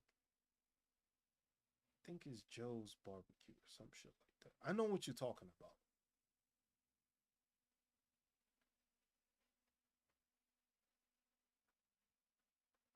Where's Fort Greeley? I never heard of that one. Where the fuck is that? What the fuck's Fort Greeley? I never heard of that one. Or is that one of the new names that they gave? I never heard of Fort Greeley. Some real they have a building. Yeah, I think that's what it is, Joshua. Joe's barbecue. Oh no, I ain't going to fucking Alaska. Fuck that. Fuck that. I had a bunch of friends over there. Fuck that. Bro, motherfuckers tell me. Yo, the amount of disrespectfulness that is cold and motherfuckers have been like, yeah, we going for a run in negative. A negative, excuse me? You said we going on a run? We going on a run in negative who? Nah, bro. My leg hurt for no reason.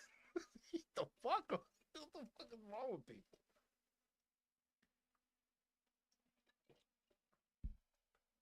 Yeah, that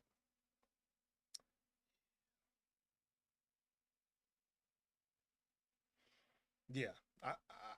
I know. I had friends that would send me the fucking thing. He said I joined the Navy. No, what the fuck? Yeah, I made sure. I was just like I knew those are the places I was just like I'm not going. I was just like I don't care if I get put on orders. I'll sign a deck statement. I am not going to Alaska. I was just like nah. I'm not doing that. Fort Riley showed me cold, and I'm like, it can get colder than this consistently. Nah, bro, skip, skip me on that bullshit. He said I joined the Navy, now I work for the Army. Hey, that works, bro. That works. That works. I was just not about to do that. You was not about to catch me doing anything of the sort when it was just like that cold.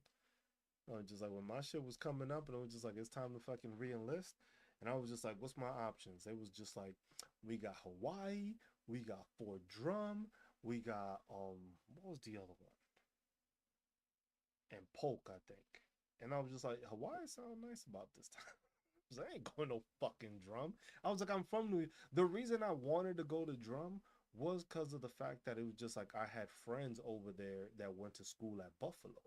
So I was just like, but then I remembered the time when I went to visit his ass and I was covered in fucking snow.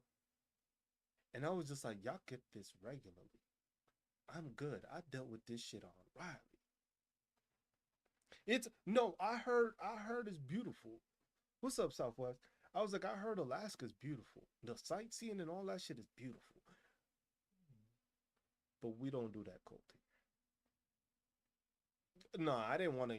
I did not want to experience that lake effect snow because I saw how that lake effect did when he was in Buffalo when I went to visit him when he was at the SUNY Buffalo. Nah, bro. I was just like, it's not crazy cold, but the amount of fucking snow when I seen people's doors cut. Bro, when I gotta dig, if I gotta dig myself out my own house, you think I want to go to fucking work? You think the thought process that I'm gonna have is I'm gonna go to work after I just literally had to dig myself out of fucking house.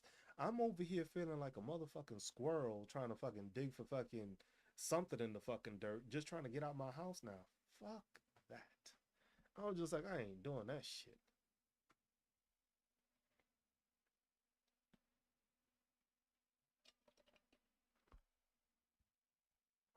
Bro, never, I'm not doing that shit. I saw that, I was just like, nah, I can't. And then I was just like, oh, Fort Drum was like, Then I was like Fort Polk, and I was just like, I haven't heard anything good about Fort Polk. It's in Louisiana, but I had Hawaii as an option. I was just like, I'm not passing this shit up. I was just like, what are the chances of me ever living in Hawaii and the military is sending me there? I was like, fuck that, I'll take this. And then as soon as my reenlistment came after what was it? After 2 years, it was just like, hey, what are my options? And they was just like Fort Irwin in California, and I was like, fuck no, because Fort Riley sent us to NTC over there too many fucking times. And then when I was in Hawaii, they sent me to Polk in Louisiana for JRTC, and I was just like, oh fuck no. But I didn't even have that bad of a job because I was OCing, so I was an OCT, so it wasn't that bad as an OCT. But I was just like, this is regular life here all the fucking time in this fucking swamp with these fucking mosquitoes and all this swampland and all this fucking humidity. I was like, fuck that. Shh, nah, nah, bro. And then it was just like I wanted to go to Germany, so I made sure that as soon as my window opened, I kept on going. I kept on going. I kept on going. It was like, yo, Germany open? Nah, I'll come back next month. Germany open? Nah, come back next month. Yo, I found a spot for you in Germany. And I was just like, it's a weird slot, but it opened up. And I was just like, Germany it is. I was like, I don't give a fuck where it is. It was just like, it was like, look, I've been in fucking Fort Riley. I was like, the op tempo, I don't think the op tempo is comparable to most places because at Riley, you are constantly going. You are constantly either deployed, constantly going to NTC, constantly going to JRTC, constantly doing some field training because you're doing the field training and train for the field training that leads you to the field training of the NTC rotation. And then after that, you got to do the recovery to then train for the next deployment or the next rotation. And it's just like, bro, that shit was nonstop. So it's like, if you put me in Germany, I don't care where the fuck I am. I want to go travel. That was the thing. And I got into a place where they put me in a position and they saw I did my job. I ran the shit. I was a platoon sergeant.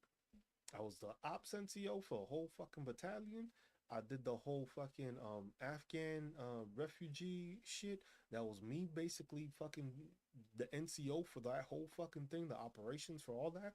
That was me when the COVID response happened. That was me, the Defender fucking series. That was me. And I was just like, nah, bro. That was just like 4 day weekends every fucking month. I was like, I'm good. Y'all working the fuck out of me, but best believe I'm going to fucking travel. And it was always the same group of us that always went to Prague. We went to Prague. We went to Poland. We went to Hamburg. We went to different places, Cologne, Berlin, Nuremberg. And it was just like, we just went to all the, Japan would have been fucking nice. Japan would have been nice. But that was one in the army that shit is tough to fucking get a position in. That you have to like time it perfectly for somebody to be leaving and you to be able to have that slot. That's why I never got that shit. Yeah, I've heard great things of being in Japan. I was just like, I would have loved to go there, but it was just like, it was just timing wise. It was just like, that's the thing with the fucking army. When it came to re-enlisting, you always found the fucking position. It was usually needs of the army, and it was usually Fort Drum, Fort Polk, or Fort Irwin, the places nobody wanted to fucking go to. So those are usually the options because anybody would re-enlist at anything besides that.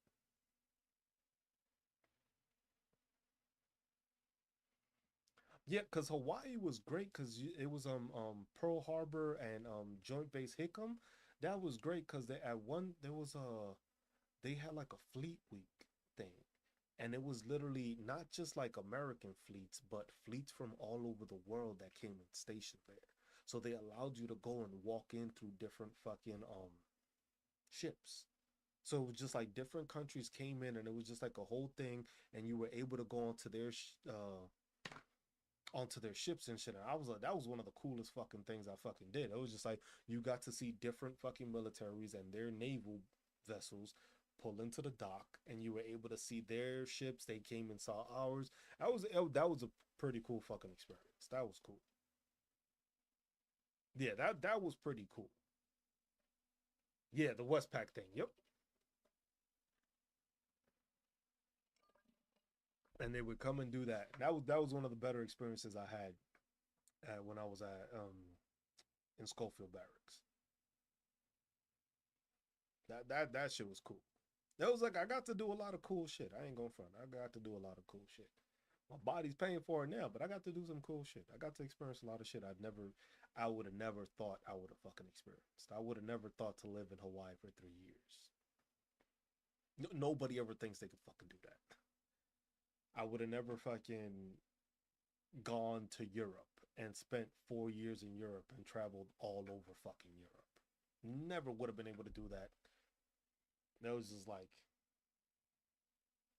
it gives it's a good gig. You pay for it at times, but what's up, Jeanette? It's just like that's what it is sometimes. That shit happens. It's just like it's unfortunate. But yeah, Oahu, that's the thing, but that's the thing. Me coming from New York City, Oahu wasn't that crazy. Everybody's like, oh my God, it's crazy expensive. It was like, you gotta pay this much for stuff. I'm like, bro, I'm from New York City. It was just like, this shit is just as expensive. The biggest problem I had was shipping fucking anything to us. And that was the problem I had. I didn't care about the expensiveness. It was the fact that you would pay damn near twice the amount of what you ordered for shipping if you tried to ship anything to fucking Oahu or Hawaii. That was the craziest part to me. That was the part that I was like, damn, bro. I was just like, and we had our kid out there. We were trying to order a crib. The crib was like 3 times the fucking price because of shipping. I was like, fuck that. I guess we buying something on the island. I was just like, God, Ali. No, yeah, and if they ship, that was another thing. If they ship to Hawaii, because it's just like, oh no, we don't ship to Hawaii. The fuck you mean you don't ship to Hawaii?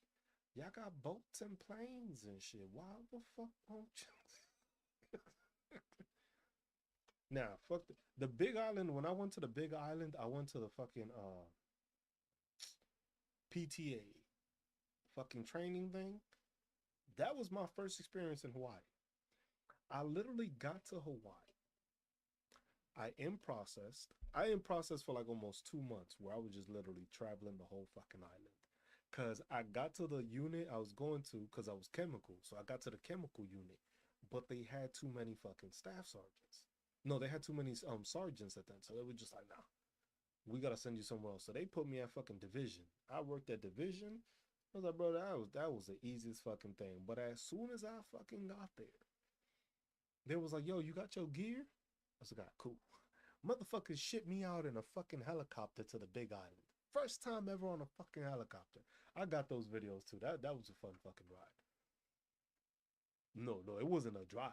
We flew. I literally got put on a chopper and chopped over in a fucking Blackhawk over the fucking ocean into the fucking thing. And I was just like, what the fuck?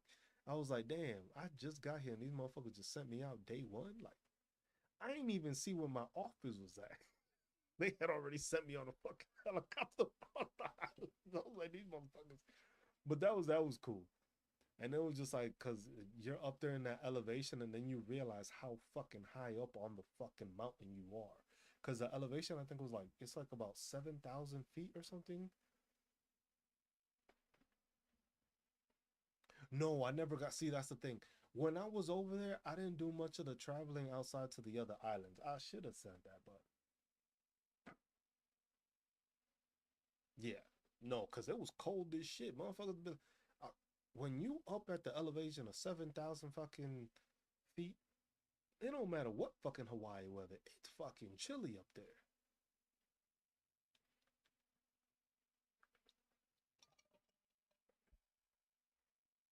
But then from that, I was just like, that was my first experience in Hawaii. So that's all the people I knew there. Those are the people I got real cool with. Cause literally, it was like, bro, I just got here. I don't know nobody. I mean, it's just like you stuck with a bunch of people for like 2 weeks in a fucking island type shit. It was just like, but yeah, it's like about 7,000. Let me see if I don't know if I could pull it up.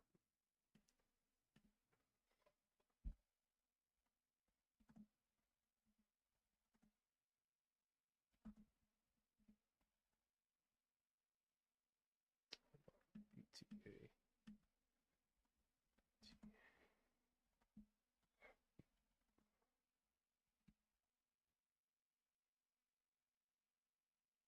Uh, Puhakuloa training area. Puhakuloa. Yeah, whatever the fuck I just said. I know I butchered the shit out that shit. Does it say the elevation?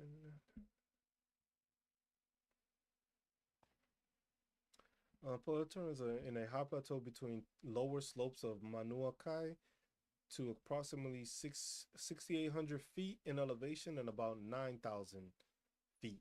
So between 6,800 and 9,000 feet. Yeah, that was you saw that shit, and that's why I was just like, we got sent over there because the thing is when you do training in Hawaii, you can't actually do like digging and all. I got the T-shirt. It's just fucked up now. I got the where the heck is PTA T-shirt. But that's what they send you because it's just like you can use all the ammunitions there because it's literally like lava field basically. They just let you blow shit up. I was just like, it helps. It helps. It helps with your breathing. Let's say that when you get to regular fucking land, a regular area. But then again, they flew me over in a fucking helicopter, and I had never really. That was my first experience on a helicopter. Was literally flying across the fucking ocean, from fucking the island of Oahu to the Big Island. Yeah, That everything is old there. They don't fucking improvise none of that shit. It's all these beat up fucking old tents that they have. The fucking airfield is fucking terrible. That shit doesn't look like it's actually like I have videos of it. I have a bunch of videos because that was the first time I was in a helicopter. I was just like, oh shit, I'm recording this shit. I was like, I ain't forgetting this. But it's like, yeah. No, it was actually a pretty smooth. It was actually a pretty smooth ride the whole way. It was just crazy because it just like I'm like, bro, I'm in a helicopter going across the fucking sea. Maybe your first one would have been, you going across a little area, those little tours and shit, not over fucking nothing but a body of fucking water. It's like, bro, that shit go down, I'm fucked. Yeah, it's good for training wise because it thins out the air and it makes you work harder for it, and then it makes your lungs stronger and lower. Yeah, they took me and I was just like, nah, bro. I was like, what the fuck? I was just like, I was looking outside. I was just like, dang, there's a lot of fucking water. You just look at some shit and be like, yo, that's a lot. And I was like, because I've been on planes to like different places, but it's different when you in a plane where the shit is more covered and not the fucking helicopter where you can still hear the fucking shit going above your head and you can just see the shit and it's just this little ass door that you can just slide open type shit. It was nice. That was nice. Like I said, it gave me some pretty good.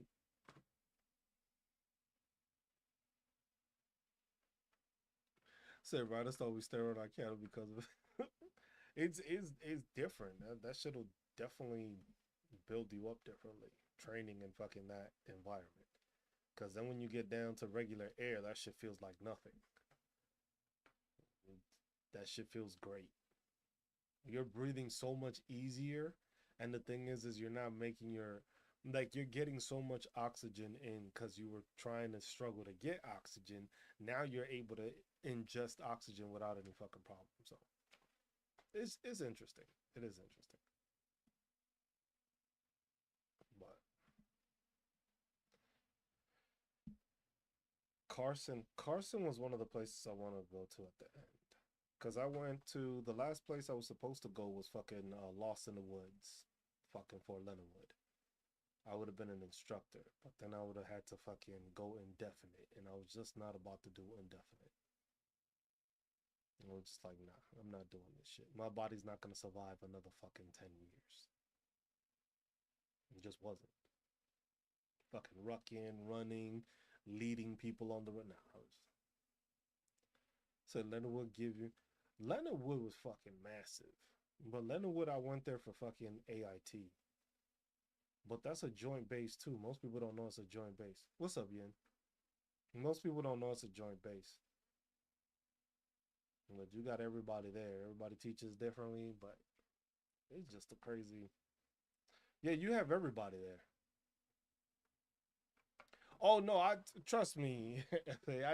I know that's why they wanted me to go over there because they knew I would have been a great instructor. As a drill sergeant, probably been good too, but I wouldn't have done drill sergeant. I seen the amount of time that these people put into it. So I was just like I was just like if I stay in, that means I'm gonna do the next 3 years as an instructor. I would have gotten my E7 as I got to the instructor house. And I would have probably left the fucking master sergeant after the fucking instructor. Because I was there at the schoolhouse with all the fucking all the senior fucking chemical people. And it was just like, I was already, I was promotable to E7. I just didn't get it because I didn't re enlist. If I would have re enlisted, I would have gotten my E7 in 10 years. I would have had it in fucking what was it? I would have had 7 and 8 years if it weren't for the fact that COVID hit and they changed the whole fucking OML listing crap.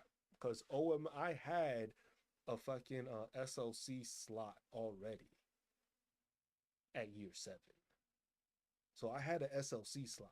COVID hit, my shit got canceled. Then COVID didn't fucking lift up for another fucking year and a half, and then from there they changed the whole fucking thing. No, and that's what it was. That's how they were gonna get me. It was just like if you re-enlist. But the thing was, what I was trying to do was I would have re-enlisted if I would have been able to do another 3-year contract. If I would have been able to do like a 3-year contract, appreciate that, Jenna. It was like if I would have been able to do a 3-year contract or a 4-year contract, I would have probably still been in the military. Right now, I would still be. Right now, I would be coming up on the end of that 4th year. So right now, I would be hitting 14 years. At the end of this year would be 14 years of me being in the military if I would have stayed in. And that would have been as probably a master sergeant at fucking 14 years.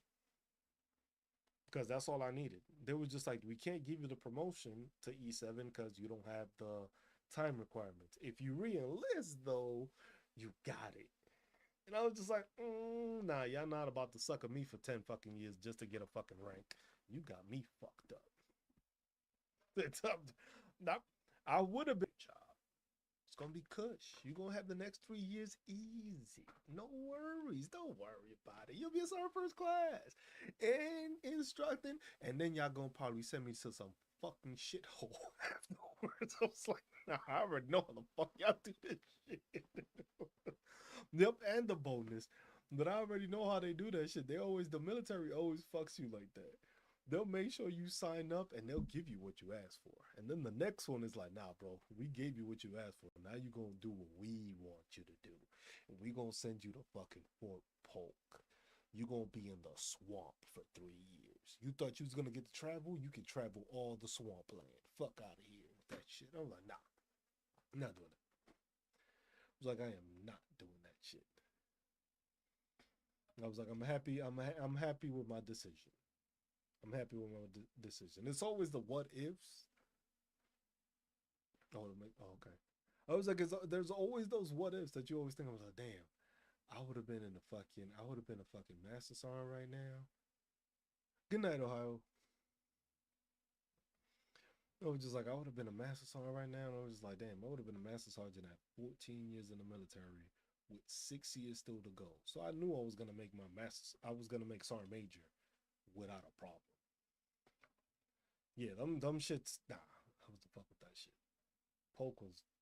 I was just like, man, people got stationed here. I was like, nah, I'm not doing it. But that's what they were doing. They were dangling the rank and the fucking bonus and the thing. I was like, nope.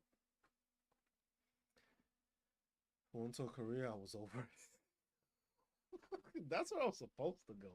That was supposed to be my first duty station. But then I was going into the fucking into the Ranger battalion. Well, I was gonna go to the Ranger to RASP, and I was just like, I got myself in trouble. And then it was like, you know what? We're gonna send you to Fort Riley instead. I was like, hot damn, Fort Riley. But come to realize that I was supposed to go to Ranger school. I got in trouble, so it was either they gave me options: you get Article 15, you don't go to Ranger school, or we send you the fuck home. I was like, that's pretty fucking easy. Not going to Ranger school. So what the first sergeant did, trying to look out for me, he sent me to Fort Riley. I was supposed to go to an infantry battalion, but the sergeant major of 1st Brigade said, nah, we need you at the BSB because we don't have no chem people. And then I got sent there. Then from there, that sergeant major was just like, I don't send anybody to any fucking schools like that because you don't need them. Kent Greaves DMZ duty. Ooh. Yeah, I'd be over it too.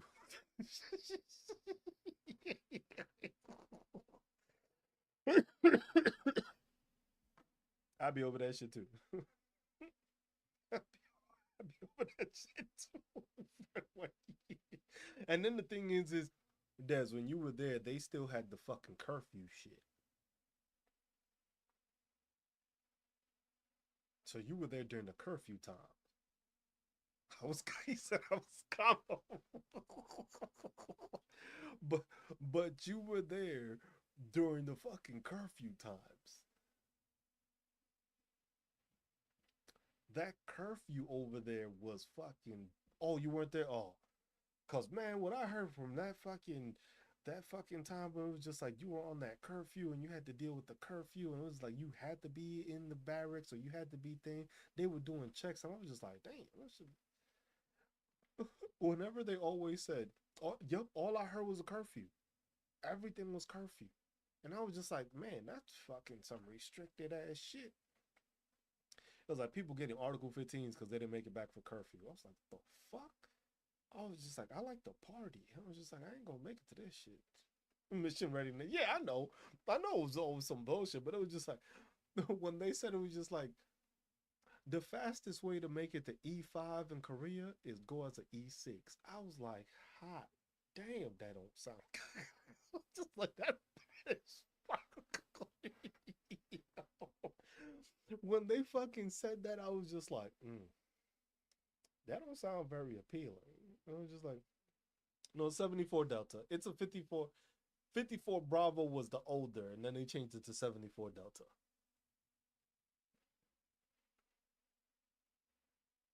Yeah, that was nah. Fuck that.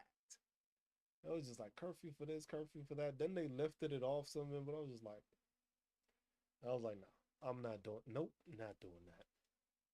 And then the thing is, it was just like you couldn't go. It was a 1 year tour.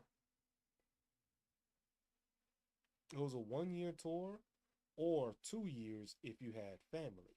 I didn't have a family then. I had my daughter, but I didn't have my daughter, so I couldn't take her over there anyway, and that would have been like a family care plan issue and all that. So I wasn't gonna be able to take her anyway. So I was just like, that was out of the question. I was just like, and then I got sent to Raleigh. Cause yeah, the military, it depends. It depends on that family care plan shit. That'd be on some bullshit with some people, man. They'd be fucking people over with that nonsense. I was like, oh, you don't have anybody to take care of your kid and stuff like that. Bitch, you gave me half a day's fucking notice. The fuck you? Who you think I was gonna take my kid to in half a day's fucking notice?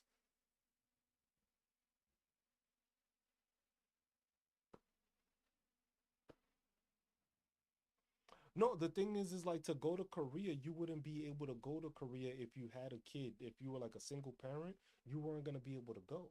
Because the thing is you would have to have a family care plan. So if anything happened, any training or something like that, who you gonna leave the kid with? You don't have anybody to leave the. I don't know nobody in fucking Korea.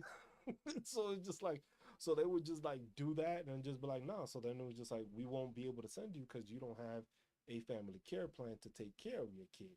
What they would want you to do is make sure to leave your kid for a year with a family member while you did the thing if you accepted it. And I'm just like, that's kind of wild. I'm just like, and some people do it. Because some people, it was just, hey, some people drank the Kool-Aid and they wanted to do that. Yeah, there was no family, no infrastructure for unaccompanied. So if you didn't have family, you couldn't go with your kid. If you were a single parent, you wasn't going to Korea because of the fact that you was a single parent.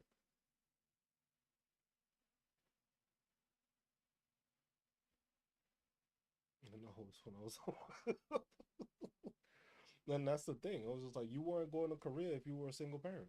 Single parents were not going there. Most of those locations, anything that was like an overseas tour or considered an overseas tour, if you were a single parent, you were not getting that assignment at all. That was like it's hard. It was Germany, yes. Germany you were able to get. But the thing is for Germany, it was a 3 year tour. When you went to Japan, they only did 1 year. You went to Korea, it was only 1 year. Um, Alaska, I believe, was 3 years, so you were able to do it there. Oh yeah, if you were single, yeah, different story. Because there it was just different. But you had to deal with all the stuff, and I was just like, no. There's like certain places it was just toxic leadership just to be toxic leadership because they wanted people not to wild the fuck out. So that's why they started handing Article 15. That's why they would start handing out Article 15 because man, you had to try to keep some semblance of fucking discipline out in those places. Because if you didn't, bro, that shit would be fucking bananas. I covered in myself. Yeah, it was the same thing.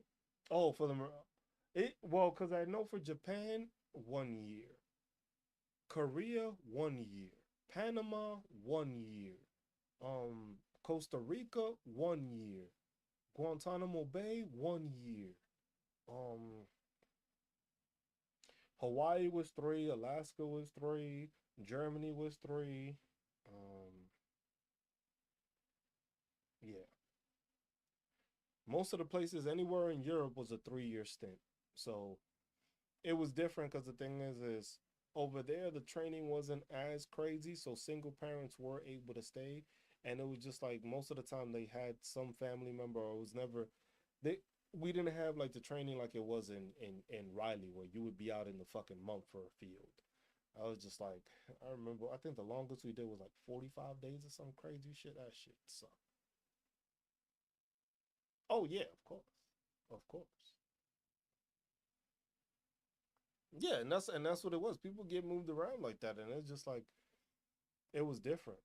I was just like with the Navy and the Marines, it was just like you would buy water, which is always good because I lived in San Diego for 3 years, so I was by MCAS Miramar. I lived by there, so I always got to see the fucking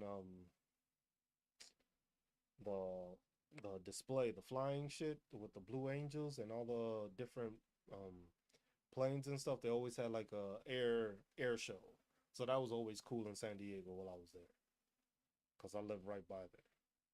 Because my ex-wife was a Marine, so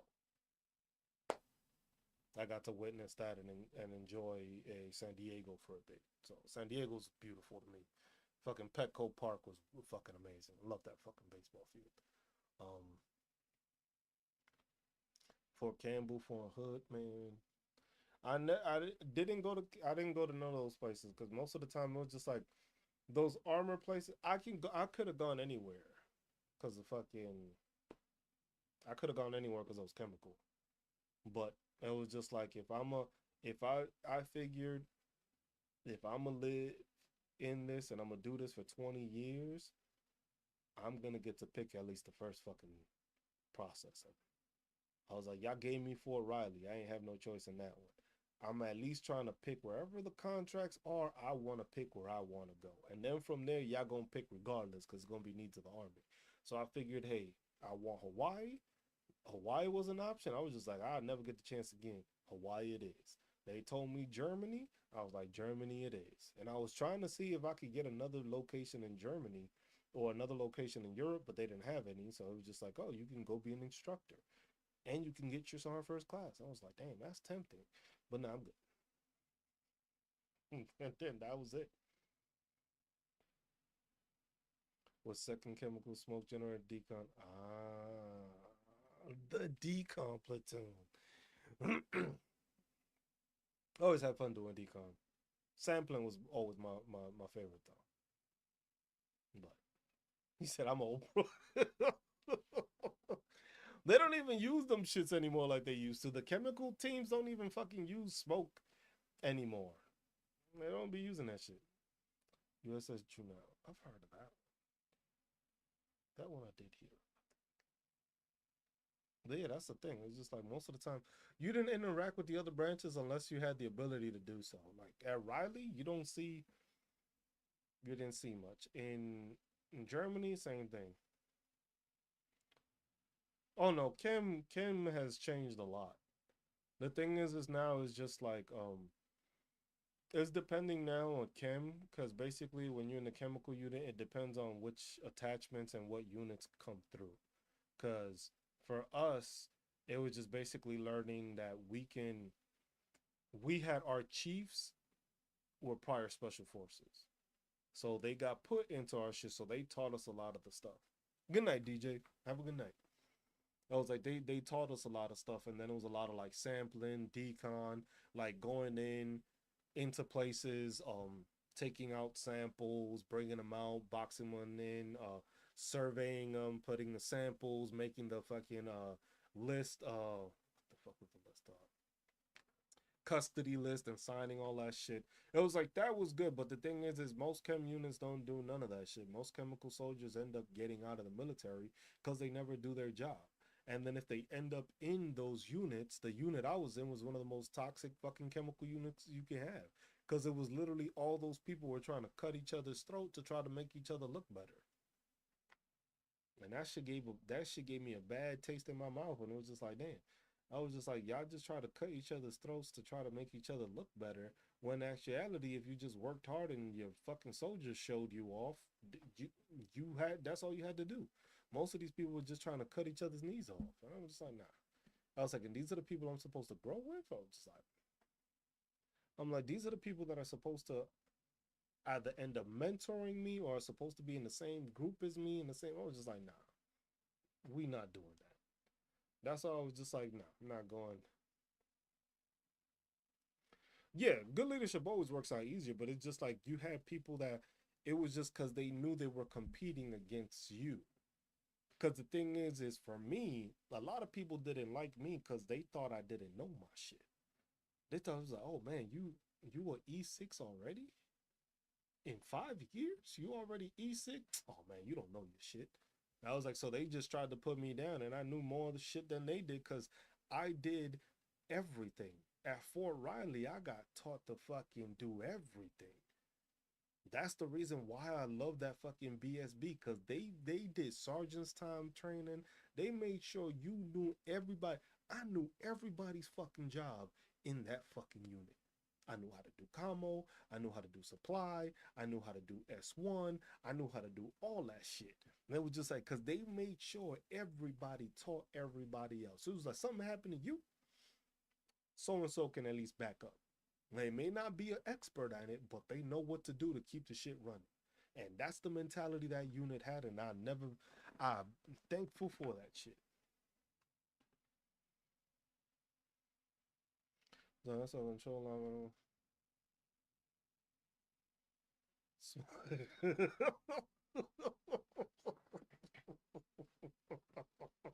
that la- that's the thing. Most of the, and that's what made it easier for me because I was underestimated. I was just like I said, I was just like, but I could understand because it was just like I seen we have to go through that through sarin gas. We got to go through sarin gas in our fucking through AIT. That's what you got to go. And there's always that one person that fucking passes out because they got a leak somewhere. Then they pass out and stay in the fucking hospital for 3 fucking days to make sure they don't fucking got anything else wrong with them. But there's always one. There's always one. I was like, yeah, people. There's always one. In every single rotation that went through there, there was one person that had a leak and passed the fuck out. Then you gotta drag that person, hit them with the fucking kit, drag them out, spray them down, take them to the hospital, and they were observation for 3 fucking days because they gotta watch them for 72 hours after that shit. But there was always one, always somebody that fell, and then they always had to pay attention because there was some people like with the fucking canisters, like some people were just fucking immune to it. So with that, they had to do that. I was like, people don't know. Yeah, they just don't know it's a fucking very diluted fucking version of it. It was just like the amount of shit that people don't realize they can make at home with the chemicals they have at home is crazy. That was one of the classes we took in fucking Hawaii that our chief got the people from the Aberdeen Proving Grounds, the people that be testing all this shit all the time. They flew out there. Same shit. That shit hasn't changed. It's the same one, Des. That shit has not changed. Same one. It was like they flew out there and they just taught us a whole bunch of shit. And I was lucky, like I had one kid in my squad that this motherfucker just like he knew his fucking chemicals. Like this kid, like we would the chief would make like labs, like clandestine labs, and we would have to like figure out what's in it, what they were trying to make, take a sample of it so that we can go and take it to the bad stuff like that. This kid just had to look at the fucking shit that was there and he knew what the fuck they were making. It was like, hey bro, they making this. And I was just like, how, Sway? So what the fuck you mean they making it? All I see is fucking different jars and bottles, and how the fuck you know? Or it's like, oh yeah, but this chemical's used for this. This chemical could only make to be used to that. But I was just like, he just knew. It was a smart ass fucking kid. I was just like, God damn. I was just like, but he just knew literally just by looking at the chemical names what it was that they were creating, what it was that they could make. And he was like, these are the options. We can sample it, but this is most likely what they're making. The chief would look at him like, the fuck you be doing on the weekends type shit. Like, this is some questionable ass shit, you know. It was just like, but he just knew it. But yeah, he was that kid was fucking smart at that shit. But that's the thing, like I said, when you're in a unit like that that doesn't fucking try to push that narrative because he makes other people look bad, you don't have anything growing. You don't have people mentoring. It was like you trying to mentor people, but then people are trying to make you look bad because you teaching fucking kids how to do different shit. And just like, oh no, and none of those agents. It's like most people don't know what the fuck chemical. Like it's funny to me when they say now in the news, it was like, oh my god, they're using chemical munitions. It's like, bro, they're technically chemical munitions, but yeah, I ain't talking about the same chemical munitions I know are chemical munitions. That's a whole different fucking ball game. Tear gas is baby powder, basically.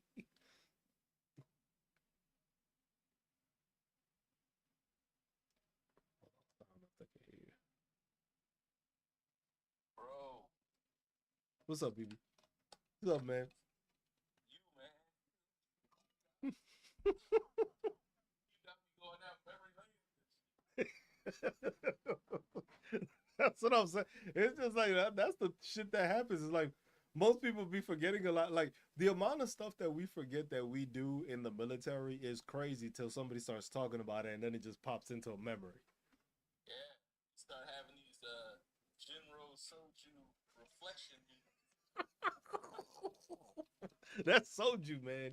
I had one of my soldiers gave me that shit in fucking Hawaii. Man, that shit is dangerous. I didn't know that shit was that dangerous. Yeah, that's why those B6s ended up B5s. Hmm. I understand fully why. Cause that shit. Well, yeah, man. That's the thing. Most people don't realize. Like, they be like, "Oh, they're using chemical munitions." It's like, nah, bro. This is baby powder. What they using is baby powder. I was like, the shit that I learned and the shit that they teach you, and then when it gets to like radiation and shit like that, it's like, man, Yeah, fuck this. they got a PhD in how to smoke folks for sure. That's the one thing I would always tell people. It's just like I love my job because of all the shit I've learned, but I would hate to actually do it in real world situations. Right. I think that's what makes me laugh the most though when you see people running around talking about Second Amendment this, Second Amendment that. If the government was really trying to come for you, you got no shot. Exactly. And that's just it, right? Yeah, Yeah, that's the truth of it. It was just like unless it's just like a big if it's you on your own thinking, nah, you ain't doing it. If it's half of okay, if it's like a large population, then you might have a chance. But if it's okay. you thinking you gonna be Superman or Rambo or some shit, nah, bro, that shit ain't gonna work. That shit. Mm-mm. Nah, them numbers. If it's a numbers game, then yeah, if you put a billion civilians with armed civilians against any military force, then yeah, the military loses.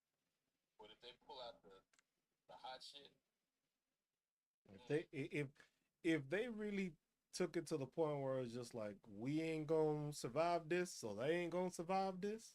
right? It's like Yeah, we all fucked. Just like yeah. Everybody get real quiet. yeah. What do you mean you calling down rounds on your own position? Mm-hmm. Talk about. I was like, people do Hey that man, shit but I all the just time. wanted to holler at you, man, 'cause I never get to talk to you. You always doing the solo thing. Appreciate it, But man. I appreciate I'm it. glad I got here in time for school. I'll talk to you, brother. All right, my man. Yeah, there's nothing that people could do at that point. It's just like people don't realize that. It's just, but that's the thing is most of the time people that never served in the military. It was just like most of the time those people that never served in the military never witnessed what the military has the capabilities of doing. The military has the capabilities of doing a lot that people have never seen before. It was just like it was like most people haven't really seen what an explosion does. Most people have never most people don't understand the ramifications of a nuclear explosion. That's one of the bigger things right there. Most people have never thought and have never witnessed it, have never seen the possible destruction. It was just like it's just like it's crazy just like because that's basically what I was training and I've done training on is just like what happens with a nuclear explosion. How do you measure it? How do you dictate downwind movement and stuff like that? And it's just like there's models that do this stuff that you can have it thing, and it's just like most people just think it's just like, oh, this explosion happens in this area and that's it. And that's not what happens. A lot of the times people don't realize that fallout is whatever the wind carries. That vacuum sucks up everything, gives it fucking all that fucking radiation, and then depending the wind where it goes, that shit blows it to wherever it is. If you in fucking Fort Riley with this disrespectful ass wind, that shit is going far. That shit is going far as fuck. They're just like if there's no wind, yeah, it'll just come back down and it goes into that area, that blast area around there. But if there's a whole bunch of wind, that shit is traveling and it's picking it up and it's just sending it across. Yes, and that's the thing. I was just like, I don't have a. It's crazy the lack of understanding that most people have what it does. Now it don't. That's the thing. The thing about that is just like that's one of the trainings that it was just like you don't know what the fucking wind is gonna do. The wind is supposedly gonna be doing this way, but when you drop a nuke, that basically vacuums all the air out of that area, and it pushes all that heat out. So literally, you're changing the fucking atmosphere in that area. So where you thought the wind was going, the wind could just decide, you know what, we going this way now. So your whole prediction was just like, hey, we're gonna make these people safe, and your shit just went out the window. That was one of the craziest trainings that I fucking did. I learned a lot from that. That was interesting because they would have classes and they would just join up and you would turn and it would be crazy because the thing is I was in Germany. So the classes were basically like at 9 in the morning stateside. I'm 7 hours ahead in Germany. So I would have to stay after work and basically I wouldn't work throughout the day and they would let me work through the evening so that I would be able to participate in that training and I can learn the stuff. Cuz that's when, they were doing the whole Defender series that they've been doing, which is like all of the stuff doing that. Yeah, I had to put that up there. I had to change it. The old profile picture is it's old. That shit is that's when like I first started streaming. So I'm furniture in the deck department. Yeah, the shit happens. The shit happens. It was like you do a lot of training, and it's just like I said, I would never want to do my job in the real world and real life. I've learned a lot, which would have me prepared, but there's no preparation for that. The phone. There's no preparation for a nuclear explosion. There just isn't. People might say that. There's just none. There is none. This isn't the fucking video game. That's not something you end up surviving. If you're in that area, you're not surviving. You just say your goodbyes, call it a day. That's it. That's it. There's no nuclear blast is not what people think it is. That's not just a little explosion. Most people don't even see what an explosion. Like I said, most people haven't seen a how long. I was only in the military for 10 years. He said you can get under a table, you can stand over a doorway, you can fucking put yourself. You could try some Indiana Jones shit. Talk about I'm gonna put myself in a fucking refrigerator. Refrigerators ain't lined with lead no more, y'all. Don't try that shit. You just gonna melt. You gonna be melted plastic because they ain't gonna recognize your ass. That shit is a whole different level of fucking craziness. People don't understand what a fucking nuclear weapon can do. And the thing is the craziest thing about it is that people have witnessed what happened to Japan. And the nukes have gotten at least 10 times to more powerful than the one dropped in 1945.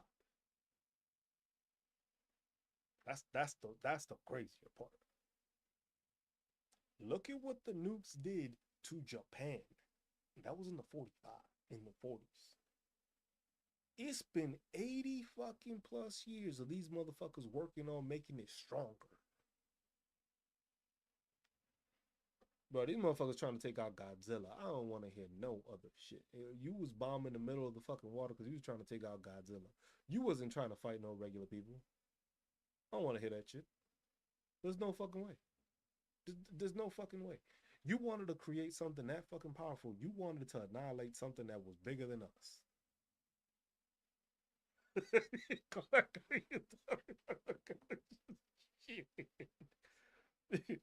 There's no man, bro. I experienced that shit. I experienced that shit. Y'all remember that ballistic missile that was gonna hit Hawaii in 2018? I was there. Never been as scared for my life. Never been as scared for my life. That was the worst fucking day. That was the one time that I have actually been scared that that was it. That was it. You in Kabul? Okay. That was the man to get that message on your phone. Talk about there's an incoming ballistic missile. This is not a drill. And then me being chemical, me knowing what a ballistic missile would do. Yeah, that was not a good. Well, what about Doomsday, Athena? What about it? What particular part about Doomsday?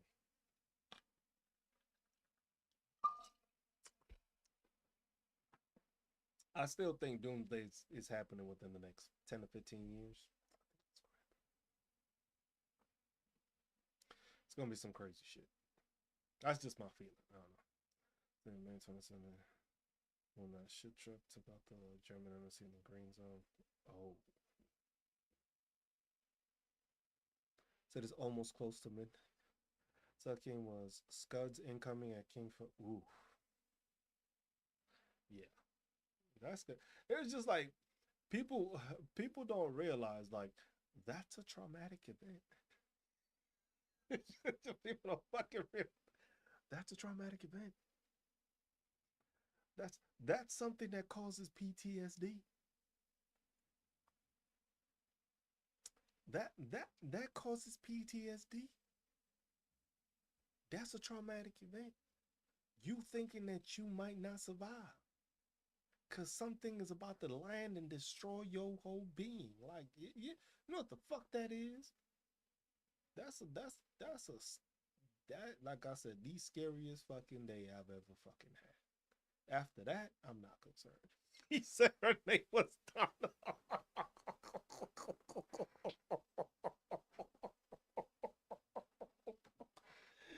He said her name was Donna.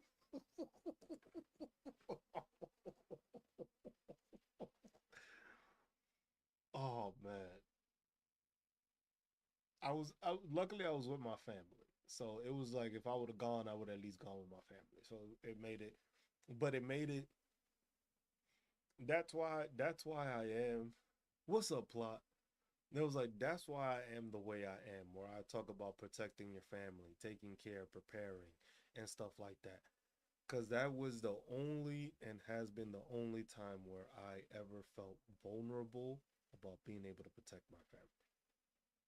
And that's why I always push people and I always tell people prepare for your family, make preparations, use your Second Amendment right, do all that, because that one day was the one time that I wasn't going to be able to do shit to protect my family. And since then, I've never let that day go. That was one of the worst, like I said, that was one of the worst fucking days. It was just literally, I was just like, that one time that I was with my family and I could not do anything to protect my family. Since then, that has never been the case. Unless they're gonna blow my ass up again. But don't see Pikachu, see Pac-Man. Yeah, Pac-Man. I don't have any Pikachu's in it. Do I have a Pikachu in it? No, I don't have no Pikachu's. Yeah, ain't got no Pikachu's. I had to double check. You know, my kids be leaving shit all all over here and shit. So it's just like, you ever have bots in your life? I say all the fucking time. I always got bots in my life. How you think I get restricted so much? They send the bots into my life to talk shit so I could talk shit, and then they'd be like, oh my god, he's bullying me. And I get restricted. He trades the cards. Oh, okay. My kids, we just do like the Pokemon Go every now and then. We play it. That's about it. I tried to get them to watch like the actual Pokemon show. They were not interested. They was not having it. Said Athena is a bot. Athena is not a bot. How you gonna say Athena's a bot? Athena been here for a long time. He said I'm not cool. Nah, the easiest way to tell a bot is just look at their fucking following.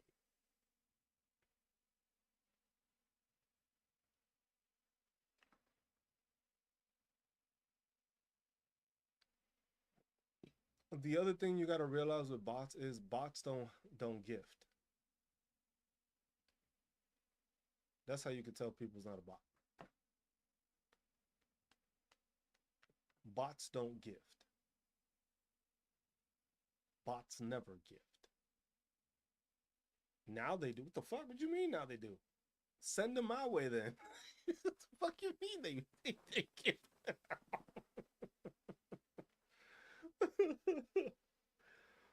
Nah, because most of the time the bots that they send me most of the time is the same ones that is just like the ones that don't have much of a following, and they don't have a following and they don't have many followers. And it's just like it's the same people because the thing is they always regurgitate the same stuff. So it's simple to find who the bots are because their talking points don't change. It's always the same talking points that they try to push. Like the dude earlier talking about he was from New York City. And then he was just like, it's the liberal policies. It's the liberal, and I'm like, that's a talking point. And then it was just like, oh, and then when he said as soon as he switched to California, I was just like, after I called him out for not being a real New Yorker, I was like I said, if you from New York, you ain't talking shit about New York. No New Yorker says New York is a shithole. It'd be like there's certain places that might smell like shit, but it's not a shithole.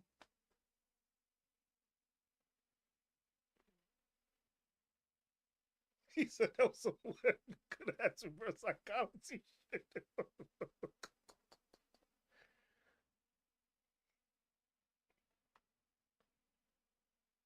No, because that's the thing. Some people don't interact with other people. Some people just interact with the host. I was just like some people don't interact. I've had a bunch of people that they never talk to anybody else, but they send messages to me and that's it. But then again, it's just like a lot of the people here, like a lot of the people that I have, they know each other because they've been with me here for a long ass time. He said two people. It was like a lot of people have been here on my lives for months on months on months. So they recognize each other and that's when they'll start doing like the communication. A lot of the times if it's like somebody new, it's like, that new friend that comes into the group and it's like you don't know him that well. He's like he's cool, but you know what I'm saying? That's how some people be sometimes. I was just like as long as you've been here for a while, people start recognizing you and then people will be like, oh, what's up?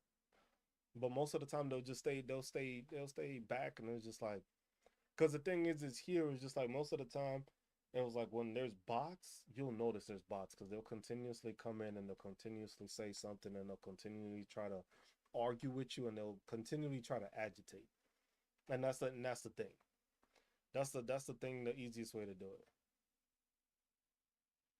Oh no, it doesn't mean, like I said, everybody's not gonna interact. Everybody's not gonna interact. That's something you gotta realize. Not everybody interacts on these shits. I was like, I'd be going into people's lives and I never talk to anybody. There's certain people that I go into the lives and they'll be like, "What's up, Cruz?" Because they see me and I've seen them and I don't even respond to them. I was like, I came to see this person. I ain't come to talk to you.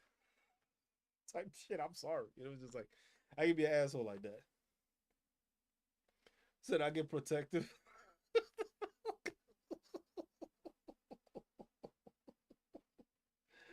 Nah, man. People here, like the people see, like how y'all see, you only got 14 people in here.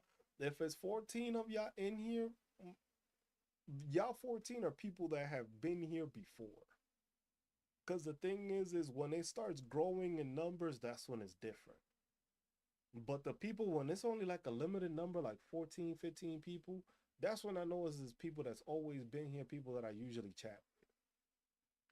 Yeah, when it's small numbers like this, it doesn't end up being bots. When you start seeing that my shit grows into like the 100 plus and stuff like that, that's when you start seeing that there's a lot of bots in here.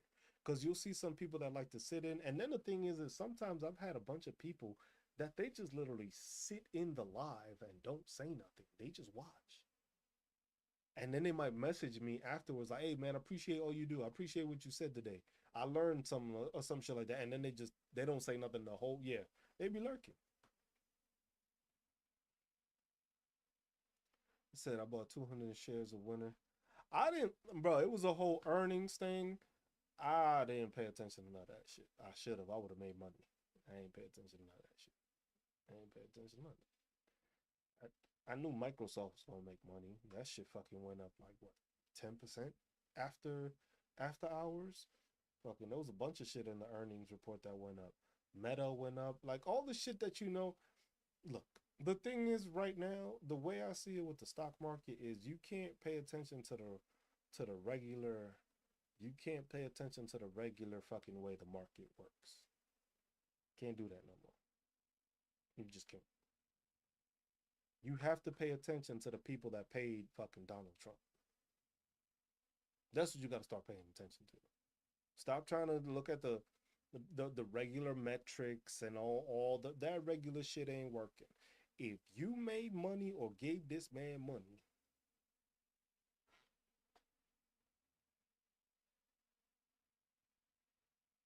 well, I look. If you were sitting at the front row of the inauguration for this presidency, bet you your stock ain't down.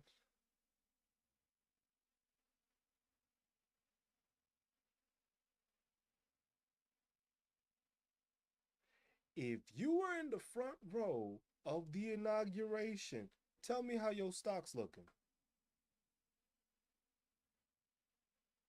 XRP wasn't in the front row. Amazon was. Facebook was. Google was. Tesla was. Tesla shot up even after being shown that the shit didn't make more money this year. Imagine that. It's just like, imagine how crazy that looks. It was just like, damn, your stock just went up and you actually had a worse year. That's wild, isn't it? Yeah, that's why Tesla gonna have that. But like I said, they're gonna go up. Like a lot of stuff shot up, and it was just like they closed at the market time. But you seen the aftermarkets where the shit shot up afterwards, because a lot of them do that on purpose. Because the thing is if you didn't put any money into them before the markets closed, you didn't make no money when it shot up. So the next day you won't be able to just close the fucking option real quick to make whatever money you want to make off of it.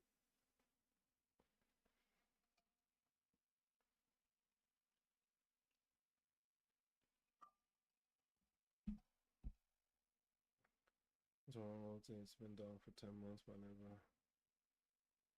And then we can't. Oh, storm royalty. Okay.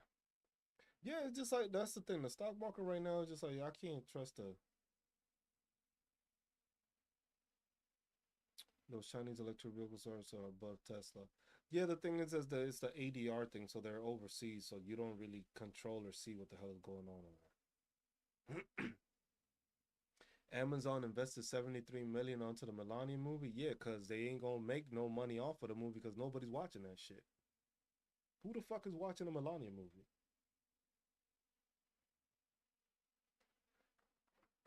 They invested 73 million and they probably gonna put another 73 million and act like they bought tickets so that it doesn't fucking flop. That's why it's difficult to deal with those overseas markets because we don't have those access to it. And the thing is the US just throws a fucking tariff on it or some shit that'll change the fucking market on its own. It's just like with this dude, it's just like you have to invest in the shit that Donald Trump is fucking being backed by. Cause those ain't gonna go down. That's it. All the stuff that Donald Trump, everybody that donated to him and stuff like that, none of those stocks are gonna flop. Everything else is questionable. Everything else you actually have to do your research to see if the company's actually doing good. But Tesla ain't going nowhere. Nvidia ain't going nowhere. AMD ain't going nowhere. Look at Intel. I said about Intel.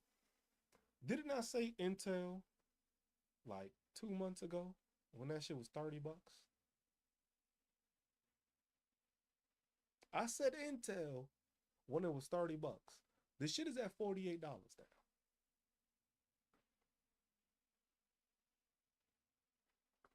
I said Intel 2 months ago, and everybody was just like, nah, I wouldn't put my money in Intel. I don't think Intel's gonna make it. I was just like, bro, this government is trying to fucking fluff that shit up so that they can make money and they can make the chips and do all the shit and do it here in the States. I was just like, that's what that tariff shit works towards. That's how that tariff is supposed to fucking work. That's how that tariff shit is supposed to work. You invest in the company here in the United States while you try to make the other one struggle outside of the country. So that it's expensive to do that, so you can help Intel build. And if Intel is working with Nvidia and fucking Chat GPT and all these companies is just circulating the same fucking money in a fucking circle, it looks like they making money. They're really not, but they're still propping up other fucking corporations that's doing it.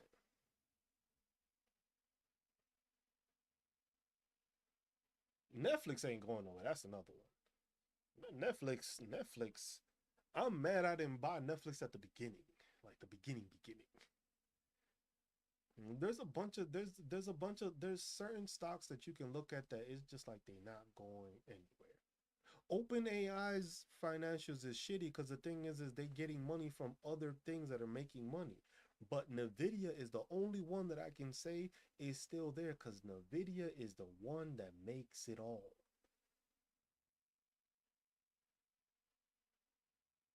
Nobody's fucking with Nvidia when it comes to graphics cards. That is the commodity that they beat everyone in. AMD is with making the processors. But when it comes to making the graphics cards, the GPUs, nobody's touching Nvidia. I made a good amount of money off Nvidia last year. Cause I knew I was just like, bro, I got a fucking I have a 4090 in here. That GPU is worth like $3,500 still.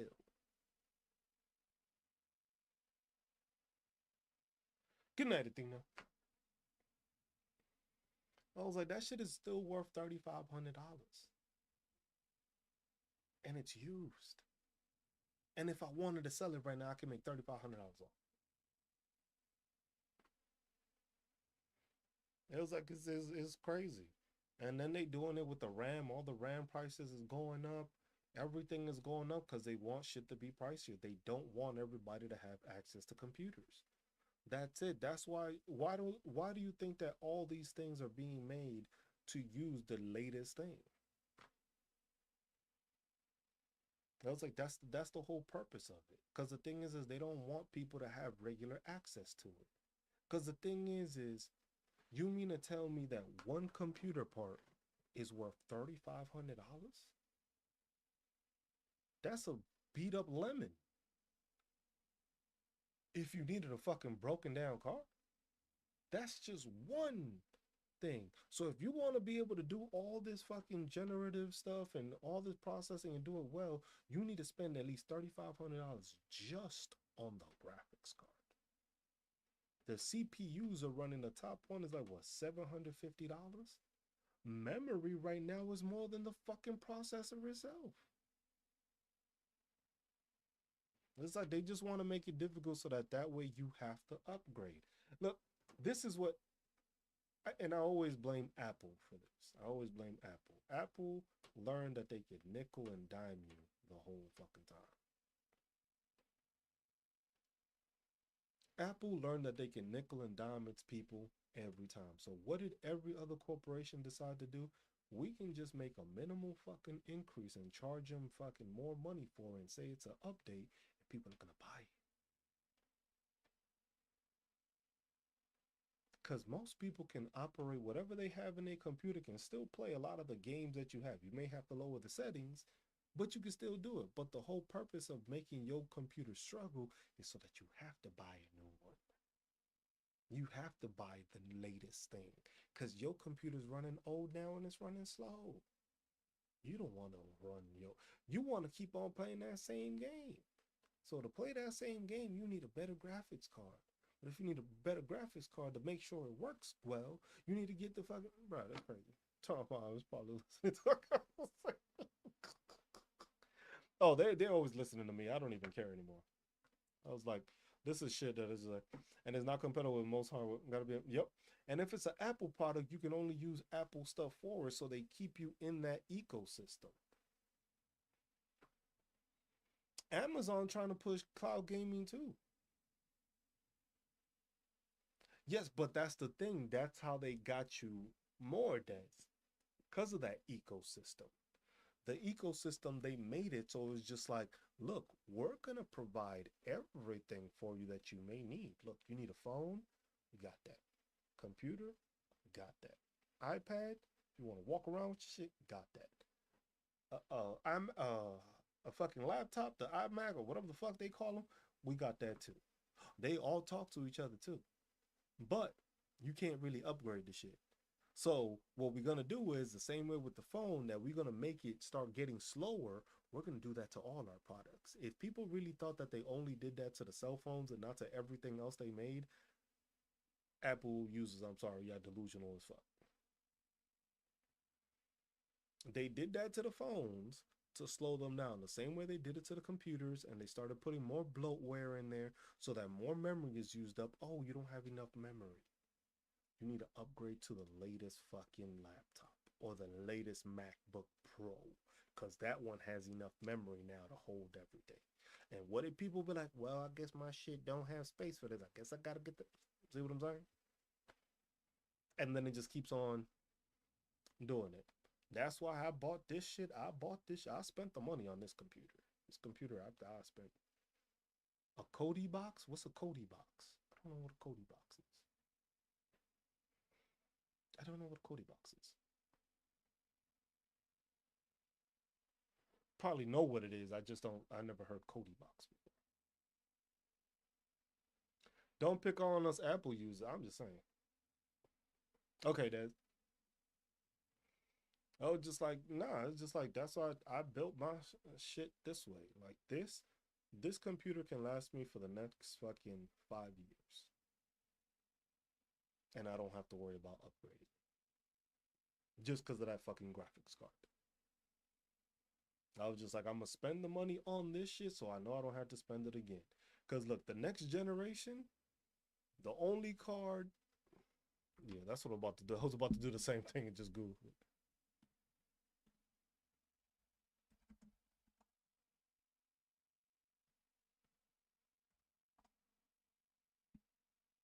I'm not sure.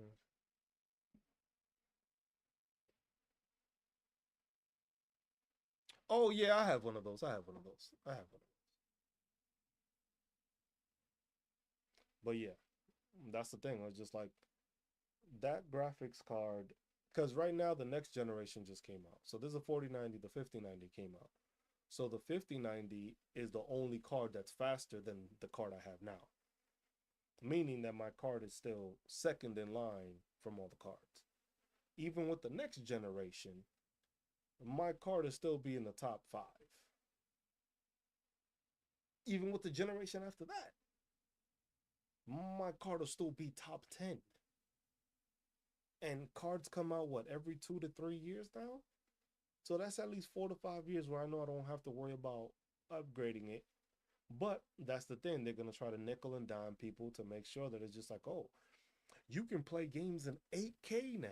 Like, bitch, I can't even afford a fucking 8K TV. What the fuck do I need an 8K graphics card when I can't even fucking play in a fucking 8K TV? Shit, remember when they said the PlayStation 5 would play 8K? That shit struggling at 4K. The fuck you mean 8K? What the fuck? It's just like, there was like a 8K TV. Them shit's nice though. Don't get me wrong. Them shit's nice. Like, that shit is nice. Now with that's the thing. The greatest thing about it, and that's why I was just like I went with a PC. That was because I had a PlayStation 4. I still got my PlayStation 4.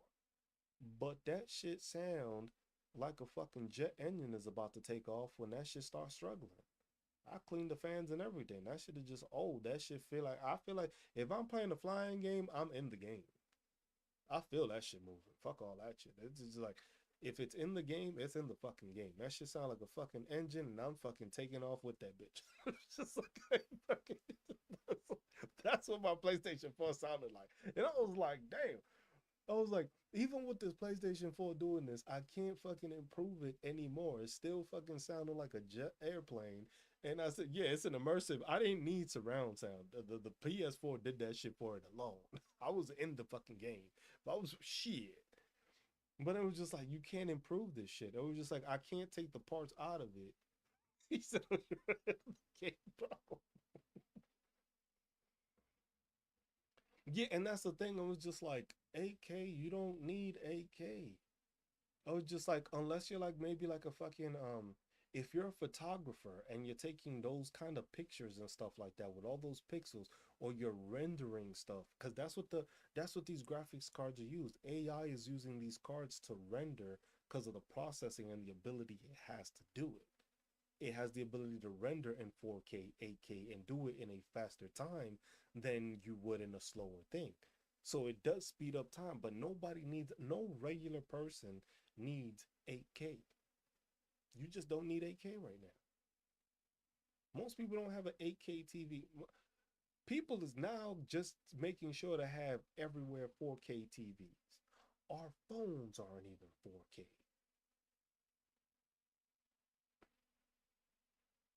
And the screens now the biggest thing is like OLED, which is nice. Don't get me wrong. Them OLED screens is nice. I got one. Them shits, the fucking vibrancy and the colors and all that shit is nice. Don't get me wrong. But I ain't playing shit. Games can barely make it on 4K. It's just like most games they can't even do. You can't do shit on 8K. You can't play shit on 8K. Because most developers can't even do a great job of doing shit in 4K, let alone trying to push it a whole double the 4 times the fucking. Hell no. Would it be nice? Yeah, but there's no need for it. I was just like, I play the games I play, and it's just like it runs great. I have no problem with it, but I was just like, I don't even. The crazy thing is right now, I bought my monitor before I bought the fucking thing, before I bought the graphics card. So I have a 1440p monitor. I don't even have a 4K monitor, but my shit can run 4K. But my shit is running 10 times smoother now because it's actually at a lower thing and it's not stressing my card out to run it. So I ended up winning that way. I wanna upgrade to a 4K at one point, but at the same time, I was just like, I'm able to do everything I need to do on this monitor with this fucking resolution without having to spend the money on it.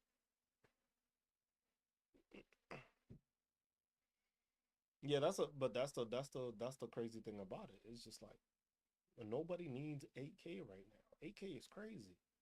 Yeah, you can walk into Best Buy, look at an 8K TV. I was like, where the fuck am I gonna put I can't use this as a stream. Shit, I think the highest that they got for like computer monitors with a high ass refresh rate, I think right now they just I think MSI just came out with a 6K one. Not even 8K, 6K. And I think it has like a 240 refresh rate or something like that. Yeah, that's what I'm saying. That's what I'm saying. It was like I bought this setup, and with this setup, I can have this setup for the next 4 to 5 years with no issues. Be able to play all the games I play, be able to play anything new that comes out, and I won't have no problems. The only reason I would upgrade it is if I want to build another computer. That's it. So I'll upgrade to the latest shit just so I can use these components for the other computer. Yeah. When 8K goes mainstream, 4K is not gonna be any shit. You can see how people you can go how people are selling the 4K because the thing is now it used to be 4K was crazy, but now what they're doing is the OLED screen. So it's the type of screen that is costing more. It was like because they realized, bro, we try to push 8K, nobody trying to buy no fucking 8K TV for that fucking expensiveness. We need to make it so that it's clearer, more vibrant and stuff like that. And that's what they're going with these OLED TVs. Because you can see the difference between a regular panel TV and an OLED TV. You see the difference. I was like, I got two different ones here. I got the OLED and I got a regular one. And it was just like you can see the color difference just because of what it's able to like. This OLED one shows colors exactly how the colors are supposed to do. Yeah. Now it's either mini LED or OLED and all this shit. And it's just like, bro, just give me some shit that's gonna last me like 10 years. I don't need no fucking mini LED. I don't give a fuck. As long as the fucking screen goes for the next 10 years, I don't care. It's just like as long as this shit run how it's supposed to for the next 10 years, I'm good. And that's it. I don't need a fucking new one.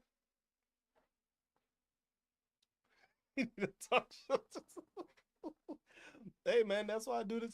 That's why I'm doing this on all these platforms. I'm doing it on YouTube. I'm doing it on TikTok, and I'm on Twitch too. The only one that records all this stuff is YouTube because after the thing it'll be on there and it's live. That's it. That's why I'm doing it. It was just like because that's the thing. If I'm being suppressed here, because look, I used to average like 50 to 60 viewers every lot on average, easily. Ever since this new shit came out, I've been stuck at 14, 15. But it's cool because the thing is I get to talk to with people that actually want to hang out. That's why I don't have a problem with it. Instead of having fake ass people in here that don't want to hang out and don't want to talk, I'm cool with that. I'd rather have the 14, 15 people that I know I can have a conversation. What about Discord? Discord, I used to have one. I haven't used it in a long time. I used to have it when I was streaming more on Twitch. I just got to reactivate it and put more shit back into it. And then I'll probably start a Discord also. But and that's what it is. It's just like because people that have been here before, they've seen that my fucking lives garners a whole bunch of attention. But the thing is TikTok wants me to argue with people. TikTok wants me to have that divisive rhetoric. TikTok TikTok wants me to be that bully that they want to restrict me for. It was like that's crazy. The less bullying, which I never really bullied them, but the more shit I talk to them, it's wild to see it so low. Yeah, Miss Darling has seen my shit hit crazy numbers, and it's just like that's the thing. They're trying to do that, but that's the thing. I say the thing is it's stressful for people that make money off of this. It's stressful for people that rely on the money for this. That's why you don't see me stressed because I wasn't making money off of this in the first place. I'm doing this because I'm hanging out with y'all. I like to talk and I like to educate. And I like to talk about experiences and stuff like that and just have chatter with people. And they're just like, if I make money off of it, I make money off of it. But a lot of these people depend on it. A lot of these people depend on that TikTok check. They depend on having so many viewers and then having so many viewers pump gifts on them, or they, you know, they share their Cash App or their Venmo or their PayPal, and then people make donations. You know, that's the whole thing for most of these people. And it's just like now you see that a lot of these people ain't garnering that attention, so they scrambling. Yeah, and that's the thing. That's the plan. It was just like if I do make money, whatever it goes, is gonna go to try to pay off school kids' lunches. That's it.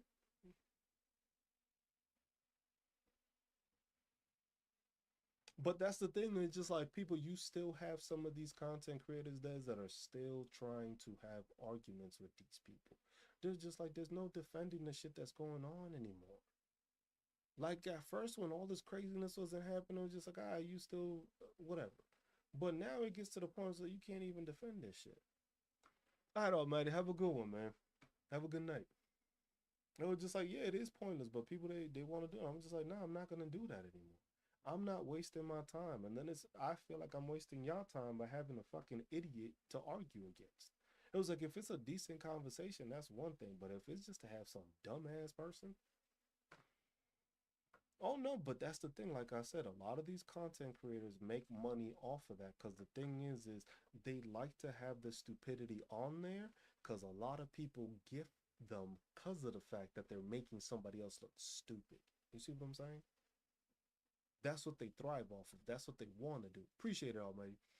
That's what they want to do. They want to thrive off of making somebody else look stupid and then having people gift them money because they made them look stupid. I was just like, I do that shit for free.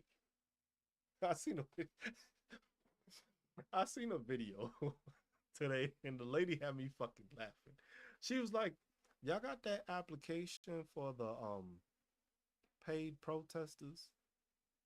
Cause I've been doing this shit for free, and I'm trying to find where this money at. Cause everybody talking about these paid protesters, but I've been doing this for free, and I'm trying to make some...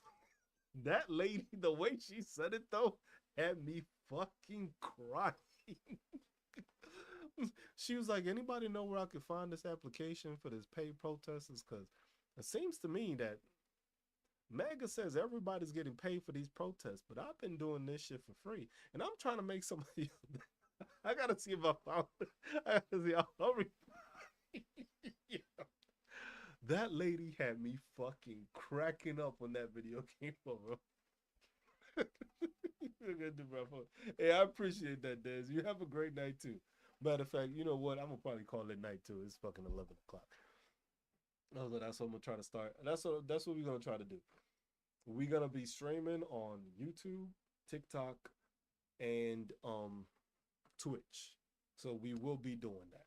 I will probably start setting it up because right now I have Twitch is my original shit. I'm streaming on that. TikTok, you already found me here. YouTube, I have that. All of that is going to be in the link tree, and we'll have it like that. The veteran is going to be a separate thing, and I'm going to do it separate. So that basically every time I'm streaming on TikTok, I'm on Twitch and on YouTube simultaneously. Um, just to try to grow it that way because this is my original thing. It's the same at on all of them at just cruise on, and we could do it like that. But besides that, it was just like I said, I used to have like 50, 60 people usually here, and it was always going. But like I said, I appreciate the fuck out of y'all because y'all here still with me, rocking with me. So I appreciate y'all. That goes without saying.